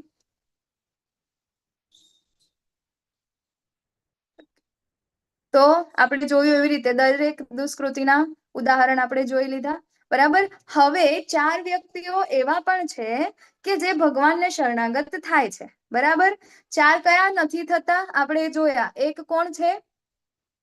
ચાલો, 4 પ્રકારના વ્યક્તિઓ કે જે ભગવાનના શરણાગત નથી થતા. કયા કયા 4 અત્યારે આપણે જોયા? પહેલું મૂર્ખ, મૂર્ખ, મૂર્ખ, બીજું અધમ, અધમ, ત્રીજું અધમ અધમ ને નરાધમ, માયાવાદી, નરાધમ. આસુરી, માયાવાદી, માયા આસુરી. ત્રીજું છે કે માયયા આપી હત જ્ઞાન, કે જેનું જ્ઞાન માયા વડે મને વડે હણાઈ ગયું. ગયું છે. અને ચોથા જે છે આસુરી પ્રકૃતિ આસુર વાળા, નાસ્તિક બરાબર, પ્રવૃત્તિ વાળા. નાસ્તિક પ્રવૃત્તિ, કે જેને પોતે ભગવાન બનવાની ઈચ્છા થાય છે, બરાબર ને. તો આવા 4 પ્રકારના વ્યક્તિઓ છે જે ભગવાનને શરણાગત ક્યારેય નથી થતા, બરાબર. તો હવે અહીંયા ગાડી 4 પ્રકારના વ્યક્તિઓ એવા પણ છે કે જે ભગવાનને શરણાગત થાય છે, બરાબર, કે એ લોકોની સુકૃતિઓ ભેગી કરીને ક્યાંક ને ક્યાંક કંઈક ને કંઈક રૂપે ભગવાનના શરણાગત થાય છે, ભગવાનની પાસે જાય છે. તો એવા કયા 4 છે, બરાબર? તો હે ભરત શ્રેષ્ઠ, 4 પ્રકારના પુણ્યશાળી મનુષ્ય મારી ભક્તિમય સેવા કરે છે. કોણ છે? દુઃખી, અર્થાર્થી, જિજ્ઞાસુ અને પરમ સત્યની જ્ઞાનની શોધમાં, એટલે કે જ્ઞાની, બરાબર. તો દુઃખી લોકો કોણ કોણ છે આપણે જોઈએ તો આપણે ભગવાનની સાથે આગળ આપણે એનાથી સમજીએ, હે ને માતાજી? નેક્સ્ટ સ્લાઇડ કરો, ઉદાહરણથી સમજીએ, બરાબર. દુઃખી, અર્થાર્થી, જિજ્ઞાસુ અને આપણા જ્ઞાની, બરાબર ને. તો દુઃખી, આપણે ભગવાનને ક્યારે ભજીએ છીએ? આપણે અંદર કોઈ દુઃખ આવી જાય ત્યારે ને. દુઃખ ક્યારે? કે જ્યારે આપણી ઈચ્છા પૂરી ના થાય એટલે આપણને લાગે કે આપણે બહુ દુઃખી છે, બરાબર. કંઈક આપણું મનગમતું વ્યક્તિ કોઈ જતું રહ્યું હોય, મનગમતી ઈચ્છા આપણી કંઈ પણ એવું હોય એ પૂરી ના થઈ હોય, ત્યારે આપણે દુઃખી થઈ, હતાશ થઈ જઈએ કે હે પ્રભુ, હવે હું શું કરું, બરાબર ને. ત્યારે આપણે ભગવાન પાસે જઈએ છીએ, દુઃખી, બરાબર. બીજા પ્રકારના લોકો છે અર્થાર્થી. અર્થાર્થી એટલે કે જેને પૈસાની જરૂર છે, બરાબર ને, રોકડાની જરૂર છે. ભાઈ જોઈએ, ચાલો ભાઈ મને પૈસા જોઈએ છે, મારે આવું કરવું છે. લક્ષ્મીજી એટલે દિવાળીના દિવસે શું કરશે? પૂજા કરશે, હે ને, હવન કરશે, અને કેટલું બધું એ કરશે. લક્ષ્મી કેવી રીતે આવે છે એના આપણે શું કહે, ઇવન મોબાઈલના અંદર પણ જોઈએ ને, એ લોકોની ચર્ચાઓ પણ કરીએ ને, તો એવું જ કહેશે, આ વસ્તુ કરવાથી લક્ષ્મીજી આવશે, આ વસ્તુ કરવાથી લક્ષ્મીજી નારાજ થાય એટલે એ કરશે નહીં. એટલે બધું જે કાંઈ પણ છે ને લક્ષ્મીજી આવે એ માટેના બધા જ નુસ્ખા એ કરતા હોય, બરાબર. તો આપણે જોઈએ આના અંદર, તો પહેલું છે ઉદાહરણ કયું છે? ગજેન્દ્ર મોક્ષ વાળું, બરાબર. તો એ કઈ કેટેગરીમાં આવશે? બોલો. દુઃખી દુઃખીમાં. દુઃખીમાં. પછી બીજું કયું છે? દ્રૌપદી, દ્રૌપદી અર્થાર્થી દ્રૌપદી. શેમાં આવશે? હિરણ, એ પણ દુઃખીમાં આવશે. દુઃખીમાં આવશે, બરાબર. હા. પછી ત્રીજું કયું છે? અર્થાર્થીમાં ધ્રુવ મહારાજ. ધ્રુવ મહારાજ ને એ નીચે છે, ધ્રુવ મહારાજ નીચે છે. અર્થાર્થીમાં આવશે. હા. અર્થાર્થીમાં આવશે. પછી પરીક્ષિતમાં નેક્સ્ટ કયું? પરીક્ષિત સુખદેવ. મહારાજ છે. જિજ્ઞાસુમાં જિજ્ઞાસુ જિજ્ઞાસુમાં પરીક્ષિત આવશે. પરીક્ષિત મહારાજ આવશે. પછી આ માતાજી વાળું છે સુખદેવ મહારાજ એમાં વાળું છે, ઋષિમુનિ, બરાબર. એ શેમાં જ્ઞાન, આવશે? જ્ઞાનીમાં આવશે, બરાબર. ઋષિ જ્ઞાની જે આ સુખદેવ મહારાજ છે એ શેમાં આવશે? જિજ્ઞાસુ, બરાબર. કે જેને જિજ્ઞાસુ જિજ્ઞાસા છે કે ચાલો ને 18 દિવસના ક્લાસમાં શું થાય છે, ચાલો અપિયર તો થઈએ, જાણીએ તો ખરા કે ઇસ્કોન વાળા કે કરે છે કે ભાઈ વર્લ્ડ નો લાર્જેસ્ટ શું કહેવાય ભગવદ ગીતાનો ઓનલાઈન કોર્સ છે, શું કરાવે છે એ લોકો? એવું કે છે હરે કૃષ્ણ મહામંત્રથી અમે લોકો બધાની જિંદગી બદલી નાખીએ છે. ચાલ જોવા તો જાઉં શું કરાવે છે આ લોકો. ચાલ ને મંદિરમાં એ લોકો એવું કે છે કે અમે તો સન્ડે ના દિવસે બહુ સારો પ્રોગ્રામ હોય અમારો, ચાલો જઈએ તો ખરા. બધા મારા ફ્રેન્ડ આવીને એવું કે છે કે બહુ મજા આવે, બહુ મજા આવે, ચાલો ને આજે મને મજા લેવા દો. શું કરે છે એવું એ લોકો, બરાબર. તો એ ખાલી જસ્ટ જાણવા જાય છે, જિજ્ઞાસુ, કે ત્યાં શું છે, જિજ્ઞાસા છે એને જાણવાની, બરાબર ને. પછી બીજા છે જ્ઞાની, બરાબર, કે જેને પહેલેથી ખબર છે કે ભગવાન કૃષ્ણ એ પૂર્ણ પુરુષોત્તમ પરમેશ્વર છે અને આ જીવનનો ઉદ્દેશ્ય શું છે? ભગવાનનું ધામ પ્રાપ્ત કરવાનું, મુક્તિ પ્રાપ્ત કરવાની અને ભગવાનની સેવા કરવાનું, બરાબર. તો એ છે જ્ઞાની લોકો. નેક્સ્ટ માતાજી.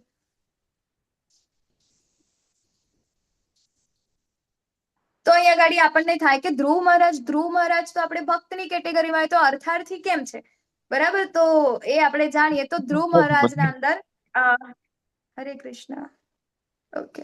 તો ધ્રુવ મહારાજને આપણે એક શું કહેવાય જાણીએ કે કેમ એમને અર્થાર્થીની કેટેગરીમાં મૂક્યા છે, બરાબર. તો ધ્રુવ મહારાજ એમના પપ્પાનું નામ છે ઉત્તાનપાદ, બરાબર. તો હવે ઉત્તાનપાદની 2 રાણી સુરુચિ અને સુનીતિ, બરાબર ને. તો હવે સુનીતિના પુત્ર એટલે આપણા ધ્રુવ મહારાજ અને સુરુચિના પુત્ર એટલે એમના ઉત્તમ, બરાબર. તો 2 બાળકો હતા એમના. તો એક દિવસ ધ્રુવ મહારાજ રમતા રમતા આયા અને ત્યાં આગળ જે એમના પપ્પા બેઠા હતા સિંહાસન પર, તો એમના ખોળામાં એમનો બીજો ભાઈ હતો ઉત્તમ. હવે રાજાને ગમતી રાણી એટલે કે સારી એવી એને ગમતી રાણી કોણ? તો એ છે સુરુચિ, કે જેનો બાળક એના ખોળામાં બેઠો હતો. તો હવે ધ્રુવ મહારાજ આવે છે, એમને પણ એમના પપ્પાના ખોળામાં બેસવાનું મન થયું, તો કે ચાલો ને મને બેસાડો. તો ત્યાં આગળ એટલી વારમાં ત્યાં પેલા સુરુચિ ઉભા હતા, બરાબર. તો રાજાને થયું કે હવે આને બેસાડું કે ના બેસાડું, બરાબર, કારણ કે આ તો બોલશે પછી. તો હવે સુરુચિ આવી છે કે હા તારે એના ખોડામાં બેસવું છે ને, તો કે એના માટે તારે પહેલા છે ને મારા કુકેથી જન્મ લેવો પડશે. તો કે કેવી રીતે, કે જે તારા નારાયણને જઈને કે, બરાબર, ભગવાનને જઈને કે હવે નેક્સ્ટ બર્થ મને મારા કુખેથી આપે તો તારા પપ્પાના ખોડામાં તને બેસવા મળે. હવે એને શું કહેવાય, વાત તો સાચી કરી દીધી. હવે ધ્રુવ મહારાજ તો ત્યાંથી રડતા રડતા જાય છે કે મને પપ્પાના ખોડામાં બેસવા ના દીધું. તો એની મમ્મી પાસે જાય છે ને આ બધી વાત કરે છે કે વાત તો એની સાચી છે, એમ કે હવે એમ કે તારે નારાયણને પ્રાપ્ત કરવા પડે, એમ કે તો તું શું કહેવાય એવું થાય, બરાબર ને. તો હવે ધ્રુવ મહારાજ તો ત્યાંથી રડતા રડતા નીકળી ગયા. તો કેવી રીતે પ્રાપ્ત થાય, તો કે તપ કરવું પડે ને આવું બધું કરવું પડે. ત્યાંથી બહાર નીકળી ગયા, બરાબર. રડતા રડતા તો એ નાનું 5 વર્ષનું બાળક ત્યાં આગળ ઘરેથી નીકળી જાય છે, હે ને, ભગવાનને પ્રાપ્ત કરવા માટે. તો હવે ભગવાનને એવું થયું કે ભાઈ આ 5 વર્ષનું છોકરું, તો ભગવાન એમના પાર્ષદ, નિત્ય પાર્ષદ જે છે, કોણ છે, કોણ એમના ગુરુ, કોણ, નારદ મુનિ, બરાબર ને. નારદ મુનિ મોકલે છે કે જાઓ ભાઈ અમને સમજાવો, બરાબર ને. ત્યારે નારદ મુનિ આવે છે અને એને કહે છે કે ભાઈ આવું તો ના હોય, ચાલ હું તારા મમ્મી પપ્પાને સમજાવું, આવું તો બધું થતું રહે, હજી તું નાનો છે. ત્યારે ધ્રુવ મહારાજ શું કે તમારે મને અત્યારે શિખામણ આપવા આવ્યા હોય ને તો કે અહીંયા રસ્તામાંથી ના આવશો મારા, બરાબર, કારણ કે અત્યારે મારા મગજમાં જાય એમ નથી. તમારે મને કેવું જ હોય તો એવું કહો કે મારે ભગવાનને નારાયણને હું પ્રાપ્ત કેવી રીતે કરી શકું. તો કે તું નારાયણને પ્રાપ્ત કરીને કરીશ તું, એમ કે મને. તો કે હું છે ને મારા પપ્પા છે ને હું એનાથી પણ ઉત્તર, કે બ્રહ્માના એ છે ને તો મારે બ્રહ્માથી પણ વધારે ઉચ્ચ લોક મારે જોઈએ છે, બરાબર. એનાથી પણ મોટું મારે શું કહેવાય, એનાથી પણ સારું એવું લોક મારે જોઈએ છે, મતલબ પ્રોપર્ટી મારે જોઈએ છે, રાજ્ય જોઈએ છે. તો હવે અહીંયા ગાડી નારદ મુનિ એ વખતે એને દીક્ષા આપે છે અને શું કયો મંત્ર આપે છે? ઓમ નમો ભગવતે વાસુદેવાય. વાસુદેવાય. ઓમ નમો ભગવતે ભગવતે તો એમને વાસુદેવાય. ઓમ નમો ભગવતે વાસુદેવાય, બરાબર ને, એ મંત્ર આપે છે અને ત્યાં આગળ એ જંગલમાં તપ કરવા નીકળે છે, બરાબર. અત્યારે પણ એ વૃંદાવનના અંદર છે, બરાબર ને, મધુવન કરીને નામ છે. તો ત્યાં આગળ 6 મહિના સુધી, એટલે મતલબ કહેવાય ને કે સૌથી ઓછા સમયના અંદર એમને ભગવાન પ્રાપ્ત થયા હોય આખા હિસ્ટ્રીના અંદર, બરાબર. તો એના અંદર 6 મહિના સુધી એ તપ કરે છે. પહેલા તો કે ઝાડ પાંદડા ને એવું બધું ખાય, પછી ફૂડ ખાય ને પછી શું કહેવાય ખાલી પાંદડા ને પછી ખાલી હવા ને એવું, પછી તો કઈ જ ના ખાય, બરાબર. એવી રીતે 6 મહિના કઠોર તપ કર્યું અને પછી છેલ્લે ભગવાન અપિયર થયા, બરાબર. ભગવાન આવ્યા ચતુર્ભુજ નારાયણ સ્વરૂપ. નેક્સ્ટ સ્લાઇડ માતાજી. તો ભગવાન આવ્યા ત્યારે પ્રહલાદ શું કહેવાય, સોરી પ્રહલાદ ક્યાં, ધ્રુવ મહારાજ જે છે એ શું કહેવાય બોલી નતા શકતા, બરાબર ને. 6 મહિના સુધી ભગવાનને જોઈને તો ભગવાન એમને શંખ અડાવે છે એમના માથા પર અને પછી તરત જ એ બોલવા લાગે છે અને સ્તુતિ કરે છે ખૂબ સુંદર, અને કહે છે કે હે પ્રભુ, મેં તો કે તમને શું કહેવાય મારી આ ભૌતિક ઈચ્છાઓના કારણે તમને યાદ કર્યા, પરંતુ હવે તમે મને જયારે જોવાયા છે ને ત્યારે મને આવી કોઈ જ ઈચ્છા રહેતી નથી, બરાબર. કે મને ખાલી તમારી સેવા આપો, હે ને, મારે આ કઈ જ વસ્તુ નથી જોઈતું.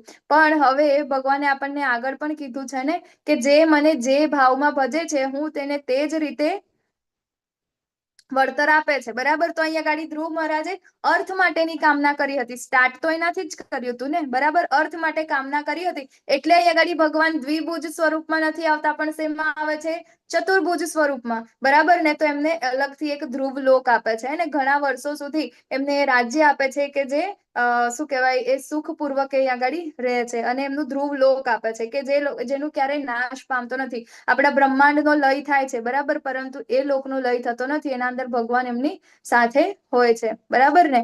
તો આપણે એવી જ રીતે શું કહેવાય આવા આપણે 4 વ્યક્તિઓ જોયા, 4 કેટેગરી જોઈ કે જે ભગવાનના શરણે આવે છે. તો આપણે પણ અત્યારે અહીંયા ગાડી આવ્યા છે તો આપણે પણ આ 4 કેટેગરીમાંથી જ કોઈક હોઈશું, બરાબર. એ પોતપોતાની અલગ હોઈ શકે કે આપણે કઈ રીતે ભગવાનને જાણવા માટે આવ્યા છે.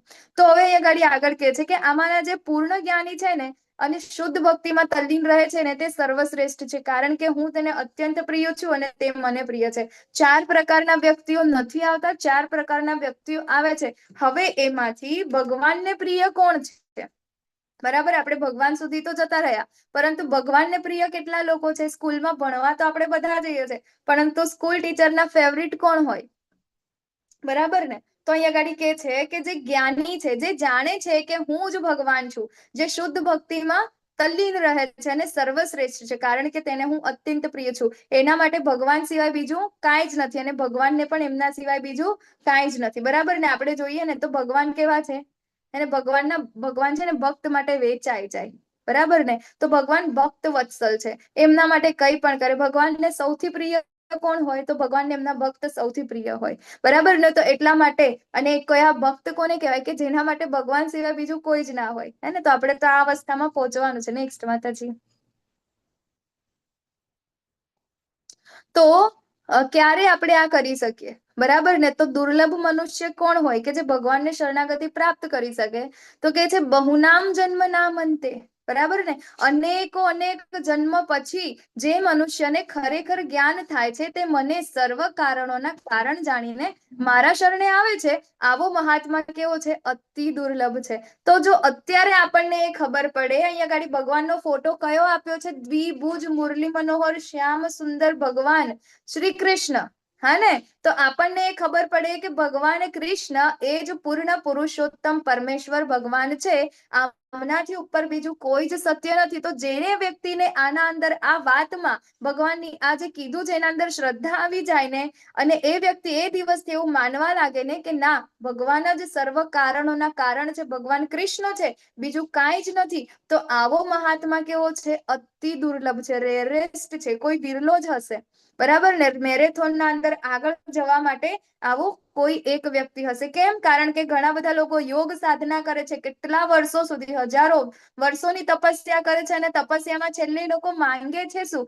કરે છે શું? બરાબર? આપણે આગળ પણ હિસ્ટ્રીમાં ઘણા બધા લોકોને જોઈ ગયા ને, કે જે લોકોએ પેલો રાક્ષસ, આપણે શું કહેવાય, આપણો રાવણ છે. બરાબર? પછી આપણા એમના પિતાજી હિરણ્યકશ્યપ પણ હિરણ્યકશ્યપ છે. બરાબર મારી બોલ. થેન્ક યુ માતાજી. બરાબર? હિરણ્યકશિપુ, તો ભસ્માસુર, આ બધા વ્યક્તિઓ શું કરી? ઘણી બધી કઠોર તપસ્યા કરી અને છેલ્લે શું કર્યું? ભૌતિક વસ્તુ માંગી. મતલબ ભગવાન સુધી તો એ પહોંચી જ શક્યા નહીં. બરાબર ને? તો ભગવાનને જે પહોંચી શકે છે, બરાબર ને? અત્યારે પણ આપણે જોઈએ ને, તો ગઈકાલે આપણે યોગા સીડી જોઈ હતી. બરાબર? તો એ યોગા સીડીના અંદર આ બધું જ હતું. તમે કઈ રીતે હઠ યોગી બની શકો, કઈ રીતે અષ્ટાંગ યોગમાં આગળ વધાય, કઈ રીતે ધ્યાન કરાય, સમાધિમાં જવાય. પરંતુ એ બધું જ કર્યા પછી છેલ્લે મન ક્યાં જવાનું હતું? સ્થિર ક્યાં થવાનું હતું? ભગવાનમાં થવાનું હતું. તો છેલ્લે શું આવી? સ્ટેપ આપણું ભક્તિ આવી. બરાબર ને? તો આવો મહાત્મા કેવો છે? અતિ દુર્લભ છે, જે કે છે એ જાણી શકે છે. અને આ ક્યારે થશે? અનેક જન્મ જન્માંતરો પછી. જો અત્યારે અહીંયા બેઠેલા છે એ બધાને આના અંદર વિશ્વાસ આવે તો સમજજો કે આપણા ઘણા જન્મો ત્યાં આગળ થઈ ચૂક્યા છે. અને અત્યારે આપણી ઘણી એવી, મતલબ ભગવાનની અત્યારે તો આપણા ઉપર તો આચાર્યોની કૃપા છે, પ્રભુપાદની કૃપા છે, એટલા માટે આપણે ભગવાનને જાણી શકીએ છીએ. બરાબર? નેક્સ્ટ માતાજી. તો આવા કેવા છે? અતિ દુર્લભ છે, અને આપણે વેસ્ટ જવા દેવું જોઈએ નહીં. તો ભગવાન કહે છે કે મને પૂર્ણ રીતે નહીં જાણનારા બુદ્ધિહીન મનુષ્ય માને છે કે હું પૂર્ણ પુરુષોત્તમ પરમેશ્વર કૃષ્ણ પહેલા નિરાકાર હતો અને હવે મેં આ વ્યક્તિત્વને ધારણ કર્યું છે. એમના અલ્પ જ્ઞાનને કારણે તેઓ મારી અવિનાશી અને સર્વોપરી પ્રકૃતિને જાણતા નથી. ઘણા બધા લોકો ભગવદ્ ગીતા વાંચે છે, ઓમ નમો ભગવતે વાસુદેવાયના શ્લોક પણ બોલે છે, કીર્તન પણ કરે છે, બધું જ કરે છે, પરંતુ એ લોકોને હજી સુધી એવો શ્રદ્ધા નથી બેસી કે ભગવાન કૃષ્ણ એ જ પૂર્ણ પુરુષોત્તમ ભગવાન છે. કેમ? કારણ કે આ લોકો કેવા છે? બુદ્ધિહીન મનુષ્યો છે. બરાબર? કે ભગવાનને પૂર્ણ રીતે જાણતા નથી. એવું કે છે કે ભગવાન તો નિરાકાર છે. હે ને? કે એમને પણ તો અહીંયા ભગવાન કે છે કે હું તો સાકાર છું, હું છું. હે ને? આપણે એવું કહીએ કે ભગવાન નિરાકાર છે. બરાબર? તો અહીંયા ભગવાન આપણને બનાવવા વાળા કોણ? એ ભગવાન જ છે ને. બરાબર? તો આપણો આકાર હોય તો આપણો આકાર આવ્યો ક્યાંથી? એનું ક્યાંક તો કંઈક તો હશે ને, માળખું ક્યાંક તો બનેલું હશે ને. તો એમને થોડું આપણું આ બની ગયું હોય. તો એ ભગવાન હશે તો જ આપણે આવા છે ને. તો ભગવાન સાકાર છે એટલા માટે આપણે આવા છે. બરાબર ને? પરંતુ જે લોકો એવું માને છે કે ભગવાન નિરાકાર છે, તો એ લોકોનું કશું જ થઈ શકે નહીં. કેવા છે? બુદ્ધિહીન મનુષ્ય છે. બરાબર? એટલા માટે ભગવાનની આવી પ્રકૃતિને એ લોકો જાણી શકતા નથી. નેક્સ્ટ. તો અહીંયા ગાડી કે છે કે મૂર્ખ, અને આવા મૂર્ખ લોકોની સામે છે ને ભગવાન ક્યારેય પ્રકટ પણ નથી થતા.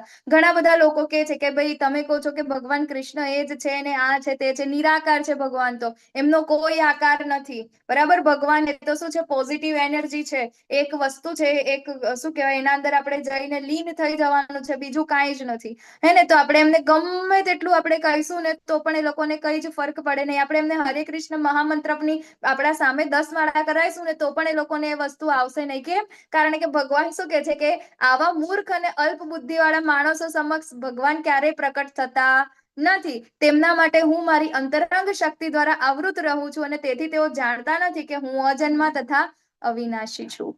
બરાબર, તો આવા મૂર્ખ વ્યક્તિઓ સામે આપણે ક્યારેય મતલબ આપણે ટાઈમ બી વેસ્ટ ના કરવો જોઈએ. બરાબર, કારણ કે ભગવાન પોતે જ એમની સામે તો નથી આવતા. હિરણ્યકશિપુ છે ને, બરાબર, એ તો કેટલો બુદ્ધિશાળી, અને કેટલા વર્ષો સુધી, કેટલા હજારો વર્ષો સુધી તપસ્યા કરી, અને છેલ્લે કોની પાસે માંગ્યું? બ્રહ્માજી પાસે. શું માંગ્યું? કે ભાઈ હું ભગવાન, મને કોઈ મારી ના શકે, હું અમર થઈ જાઉં. બરાબર ને? તો હવે બ્રહ્માજી કે ભાઈ હું, મારી પોતાની જ ટિકિટ છે, હું અહીંયા ગાડી ભાડે રહું છું ને હું તને ક્યાંથી અમરત્વનું વરદાન આપી દઉં? મારું પોતાનું મૃત્યુ નિશ્ચિત છે. હે ને? તો પછી ત્યાં આગળ એવું કે છે કે સારું, કઈ નહીં, તમે મને અમરત્વનું વરદાન નહીં આપો ને તો પેલો તો બુદ્ધિશાળી તો કે મને એવું વરદાન આપો કે આ જીવ સૃષ્ટિના અંદર એવું કોઈ પણ જીવ નથી કે જે મને મારી શકે. બરાબર, કે નિર્જીવ વસ્તુ મારી શકે, ના સજીવ વસ્તુ મારી શકે, દિવસે ના મારી શકે, રાત્રે ના મારી શકે. બરાબર ને? તો આવી બધી વસ્તુ એને માંગી એટલે પછી પેલા બ્રહ્માજીએ કીધું તથાસ્તુ. બરાબર ને? હવે એને તથાસ્તુ કીધું ને એટલે પેલાને તો એવું થઈ ગયું કે હા ચલો હવે મને કોઈ જ મારી શકે એમ નથી. અને પછી આવ્યા ને નરસિંહ ભગવાન પિલ્લર ફાડીને, હે ને, એમાંથી આવ્યા એટલે પેલો શું કહે, બ્રહ્માજી તો જોવા લાગ્યા કે આ કયા પ્રકારનો જીવ છે. હે ને, ઉપર જોવે તો સિંહ, નીચે જોવે તો માણસ. બરાબર ને? પછી કે ઘરમાં નહીં ને બહાર નહીં કશે નહીં, તો કે ઉમરા પર લઈ ગયા ભગવાન એને. હે ને? પછી કે સજીવ નહીં નિર્જીવ કઈ વસ્તુથી ના આવે, તો કે નખ. બરાબર, નખથી માર્યા. નખ સજીવમાં બી ના આવે કે નિર્જીવમાં બી ના આવે. સજીવમાં આવે તો પછી એ દુખતી વખતે, આપણે એને તોડતી વખતે આપણને દુખાવો થવો જોઈએ. બરાબર, અને જો નિર્જીવ હોય તો પછી શું કહેવાય, એને દુખાવો ના થવો જોઈએ. બરાબર, અને જો નિર્જીવ હોય તો એ વધવા ના જોઈએ. દર અઠવાડિયે વધી જાય છે ને આપણા નખ, તો એને શું કરાય, નખથી માર્યા. બરાબર, અને કે દિવસે નહીં રાત્રે નહીં તો સંધ્યાએ માર્યા. પછી કે સારું એવો કોઈ મતલબ 12 મહિનામાં કોઈ એવો દિવસ ના, તો ભગવાન અધિક માસ લઈ આયા. ભગવાન કહે છે કે ભાઈ બધી જ વસ્તુ મારાથી છે, તો ભગવાન માટે નામુમકિન શું હોઈ શકે? કઈ જ નહીં. કઈ નહીં, તમે તમારે લો ને 3 મહિને એકવાર આવી જશે, અમારો અધિક માસ આવી જશે. બરાબર, ભગવાન એટલા ભક્ત વત્સલ છે, એમના ભક્તો માટે કાંઈ પણ કરી શકે છે, કાંઈ પણ કરી શકે છે. તમે વિચારો તો ખરા, ભગવાન છેક એમના ગોલોક વૃંદાવન ધામમાંથી આપણા માટે આવે છે, પ્રથમ અવતાર લે છે. બરાબર, મહાવિષ્ણુ. એના પછી તેમ છતાં ભગવાનને આપણી ચિંતા થાય છે ને તો આ બ્રહ્માંડના અંદર પણ આવે છે. બરાબર, પછી એ બ્રહ્માંડના અંદર પણ એમને થાય છે કે ના ભાઈ, જીવને આપણે એકલા મૂકવા નથી. તો એ આપણા દરેકના હૃદયમાં ભગવાન આપણના પરમાત્મા તરીકે પણ આપણી સાથે આવે છે. તો ભગવાન આપણને ક્યારેય એકલા નથી મૂકતા, ક્યારેય નહીં. પરંતુ આપણી એવી બુદ્ધિ છે કે આપણે જ ભગવાનને ભૂલી જઈએ છીએ.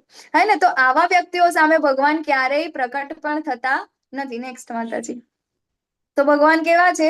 અજન્મા છે અને અવિનાશી છે. તો અહીંયા ભગવાન કહે છે કે હે અર્જુન, પૂર્ણ પુરુષોત્તમ પરમેશ્વર તરીકે હું જે કંઈ ભૂતકાળમાં થયેલું, જે વર્તમાનમાં થઈ રહ્યું છે અને હવે જે થવાનું છે ને તે બધું જ જાણું છું. હું સર્વ જીવોને જાણું છું, પરંતુ મને કોઈ જાણી શકતું નથી. બરાબર, ઇવન દેવી દેવતાઓ પણ ભગવાનને જાણી શકતા નથી. બરાબર, મોટામાં મોટા દેવી દેવતાને ઇન્દ્રને પૂછી આવો કે પછી બ્રહ્માને પૂછી આવો કે કોઈને પણ પૂછી આવો, કોઈ પણ ભગવાન વિશે આપણને પૂર્ણપૂરું જ્ઞાન આપી શકતા નથી. ઇવન આપણે જોઈએ ને તો શું કહેવાય, આપણા અનંત શેષ. બરાબર, અનંત શેષ જે છે ને અનંત વર્ષોથી, અનંત કાળથી ભગવાનની કથાઓ કહી રહ્યા છે. અનંત કથા, એમના તો અનંત મુખ છે. અનંત નો મતલબ તો ખબર ને, કે જેનું કોઈ ફૂલ સ્ટોપ ના હોય. હે ને? આગળ આગળ આગળ આગળ આગળ જયું જ કરે. તો એવી રીતે આપણા જે શેષ છે ને, અનંત શેષ, એમના અનંત શેષ મતલબ અનંત મોઢા છે. તો એ અનંત મોઢાથી ભગવાનના અનંત કાળથી કથાઓ કહી રહ્યા છે. ને એવું નહીં કે અત્યારે તો આપણે રોજ 18 દિવસના અંદર આ અધ્યાય મતલબ આ બેચ પૂરી થશે એટલે નેક્સ્ટ બેચ ચાલુ થશે, એટલે બધામાં શું કરીશું આપણે? રિપીટ. પરંતુ ત્યાં આગળ ભગવાનની એક પણ કથા રિપીટ થઈ નથી આજ સુધી. આજે બી ચાલતી હશે. બરાબર, પરંતુ આજે બી ભગવાનની કંઈક ને કંઈક નવી જ કથા હશે, એ ક્યાંય રિપીટ થતી નથી. તો અહીંયા ગાડી કહે છે કે મને કોઈ જાણી શકતું નથી, પરંતુ ભગવાન બધું જ જાણે છે. ભગવાન ભૂતકાળ પણ જાણે છે, વર્તમાન પણ જાણે છે, અને ભવિષ્યમાં પણ ભગવાન જાણે છે કે આગળ શું થવાનું છે, પરંતુ ભગવાનને કોઈ જાણી શકતું નથી. નેક્સ્ટ. તો હવે આપણે દ્વૈત બ્રહ્મણાથી દૂર કેવી રીતે થવાનું છે, બરાબર ને? તો આ પાપમાંથી આપણે સમૂળગા નષ્ટ કેવી રીતે આપણે કરવાના છે, ભગવાનને આપણે શરણાગત કેવી રીતે થવાનું છે? તો અહીંયા ભગવાન કહે છે કે જે મનુષ્યોએ પૂર્વ જન્મમાં તથા આ જન્મમાં પુણ્ય કર્મ કર્યા છે અને જેમના પાપ કર્મો સમૂળગા નષ્ટ થયા છે, તેઓ મોહના દ્વંદથી મુક્ત થઈ જાય છે અને મારી સેવામાં દ્રઢ નિશ્ચયપૂર્વક પરોવાઈ જાય છે. બરાબર, કે આપણે ક્યારે અહીંયા ગાડી કરી શકીશું?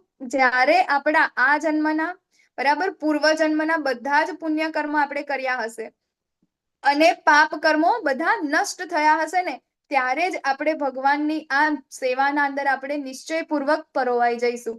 તો અત્યારે આપણને લાગે કે ના, ભગવાન કૃષ્ણ એ પૂર્ણ પુરુષોત્તમ ભગવાન છે અને આપણે એમની સેવામાં લાગેલા છે, તો આપણે આનો શ્રેય કોને આપવો જોઈએ? પ્રભુપાદને આપવો જોઈએ. બાકી આપણી તો આવી કોઈ પેલું એ છે જ નહીં, બરાબર ને? કે આપણે, મને નથી લાગતું કે આપણા એવા કોઈ કર્મ હશે સારા કે જેના લીધે આપણે ભગવાનને જાણી શકીએ, હે ને? આ તો પ્રભુપાદની કૃપા છે, વૈષ્ણવોની કૃપા છે, જેના લીધે આપણે અત્યારે ભગવાનને ઓળખી શકીએ છીએ. નેક્સ્ટ માતાજી.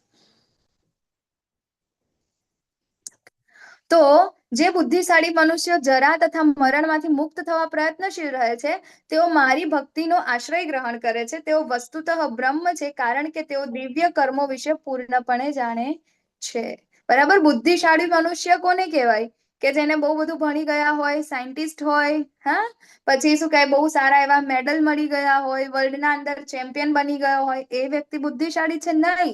બુદ્ધિશાળી મનુષ્ય એને કહેવાય કે ભાઈ આ જીવન અહીંયા મને મળ્યું છે, આ શરીર મને મળ્યું છે, એ શરીરનો મારે ઉપયોગ કેમ કરવાનો છે, મારું અલ્ટિમેટ ગોલ શું છે, મારો ધ્યેય શું છે, બરાબર ને? મારે ભક્તિ કરવાની છે, ભક્તિનો આશ્રય ગ્રહણ કરવો છે. જન્મ, મૃત્યુ, જરા, વ્યાધિ, આ જીવનના 4 દુઃખો છે, મેન અલ્ટિમેટ, બરાબર ને? તો એ શું છે? જન્મ, મૃત્યુ અને જરા, વ્યાધિ, એમાંથી છૂટવાનું છે, એમાંથી બહાર નીકળવાનું છે. તો આ જન્મ, મૃત્યુ, જરા, વ્યાધિ ક્યાં છે? એ માત્ર અહીંયા ભૌતિક જગતમાં છે. ભૌતિક જગત એટલે આપણું આ બ્રહ્માંડ, બરાબર, એના અંદર જ છે. તો આપણે તો આ બ્રહ્માંડમાંથી બહાર જવાનું છે, મુક્તિના પંથે આપણે આગળ જવાનું છે. એટલા ત્યાં આગળ જન્મ, મૃત્યુ, જરા, વ્યાધિ જેવું કઈ જ નથી. ભગવાનના નિજ ધામમાં આવું કાંઈ નથી, આવા કોઈ દુઃખો નથી, બરાબર? તો એ કોણ જાણે છે? બુદ્ધિશાળી મનુષ્ય હોય છે ને, તેને આ વસ્તુની ખબર હોય છે. જેને આ વસ્તુની ખબર હોય છે એ બુદ્ધિશાળી છે, બરાબર ને? તો તેઓ વસ્તુતઃ બ્રહ્મ છે, કારણ કે તેઓ દિવ્ય કર્મો વિશે પૂર્ણપણે જાણે છે. તો દિવ્ય કર્મ શું? આપણે ભગવાનની ભક્તિ કરી. નેક્સ્ટ માતાજી.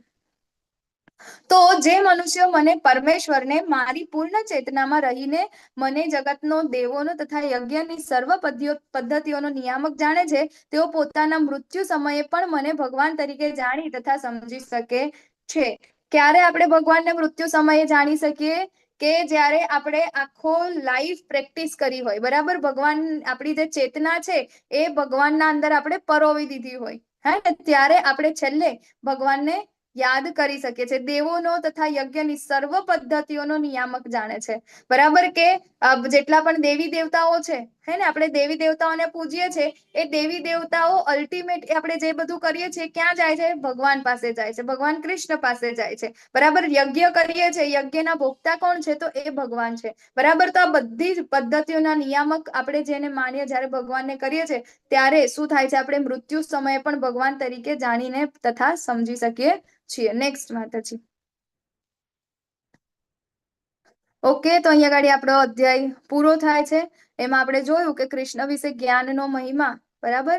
પછી ભગવાન કૃષ્ણ શક્તિઓનું જ્ઞાન, પછી ભગવાન કૃષ્ણને શરણાગતિ, દેવી દેવતાઓની પૂજા અને વ્યક્તિત્વવાદ અને ભ્રમણાથી ભક્તિ તરફ. હવે આના અંદર કોઈને કન્ફ્યુઝન નથી ને? દેવી દેવતાની પૂજા અને વ્યક્તિત્વવાદ, બરાબર? એના અંદર પ્રભુપાદ એક ઉદાહરણ આપે છે, જેમ કે એક ઝાડ હોય ને, બરાબર ને? તો ઝાડને આપણે પાણી રેડવું હોય, હે ને, ઝાડને મોટું કરવું હોય તો પાણી ક્યાં રેડવું પડે? એના પાંદડા ઉપર, થડ પર, નહીં, આપણે એના મૂળમાં પાણી રેડવું પડે, બરાબર? તો એના મૂળમાં જ્યારે આપણે પાણી રેડીશું તો ઓટોમેટિક એના જે પાન જે છે, એના થડ છે, એની ડાળીઓ છે, બધાને મળી જશે.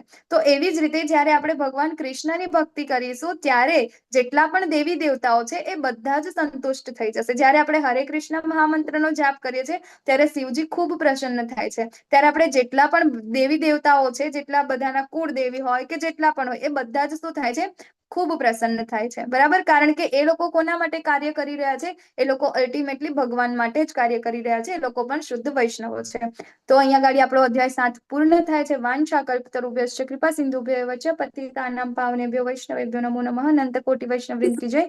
શ્રીલ પ્રભુપાદ કી જય. ભગવદ ગીતા કી જય. હરે કૃષ્ણ હરે કૃષ્ણ કૃષ્ણ કૃષ્ણ હરે હરે હરે હરે રામ હરે રામ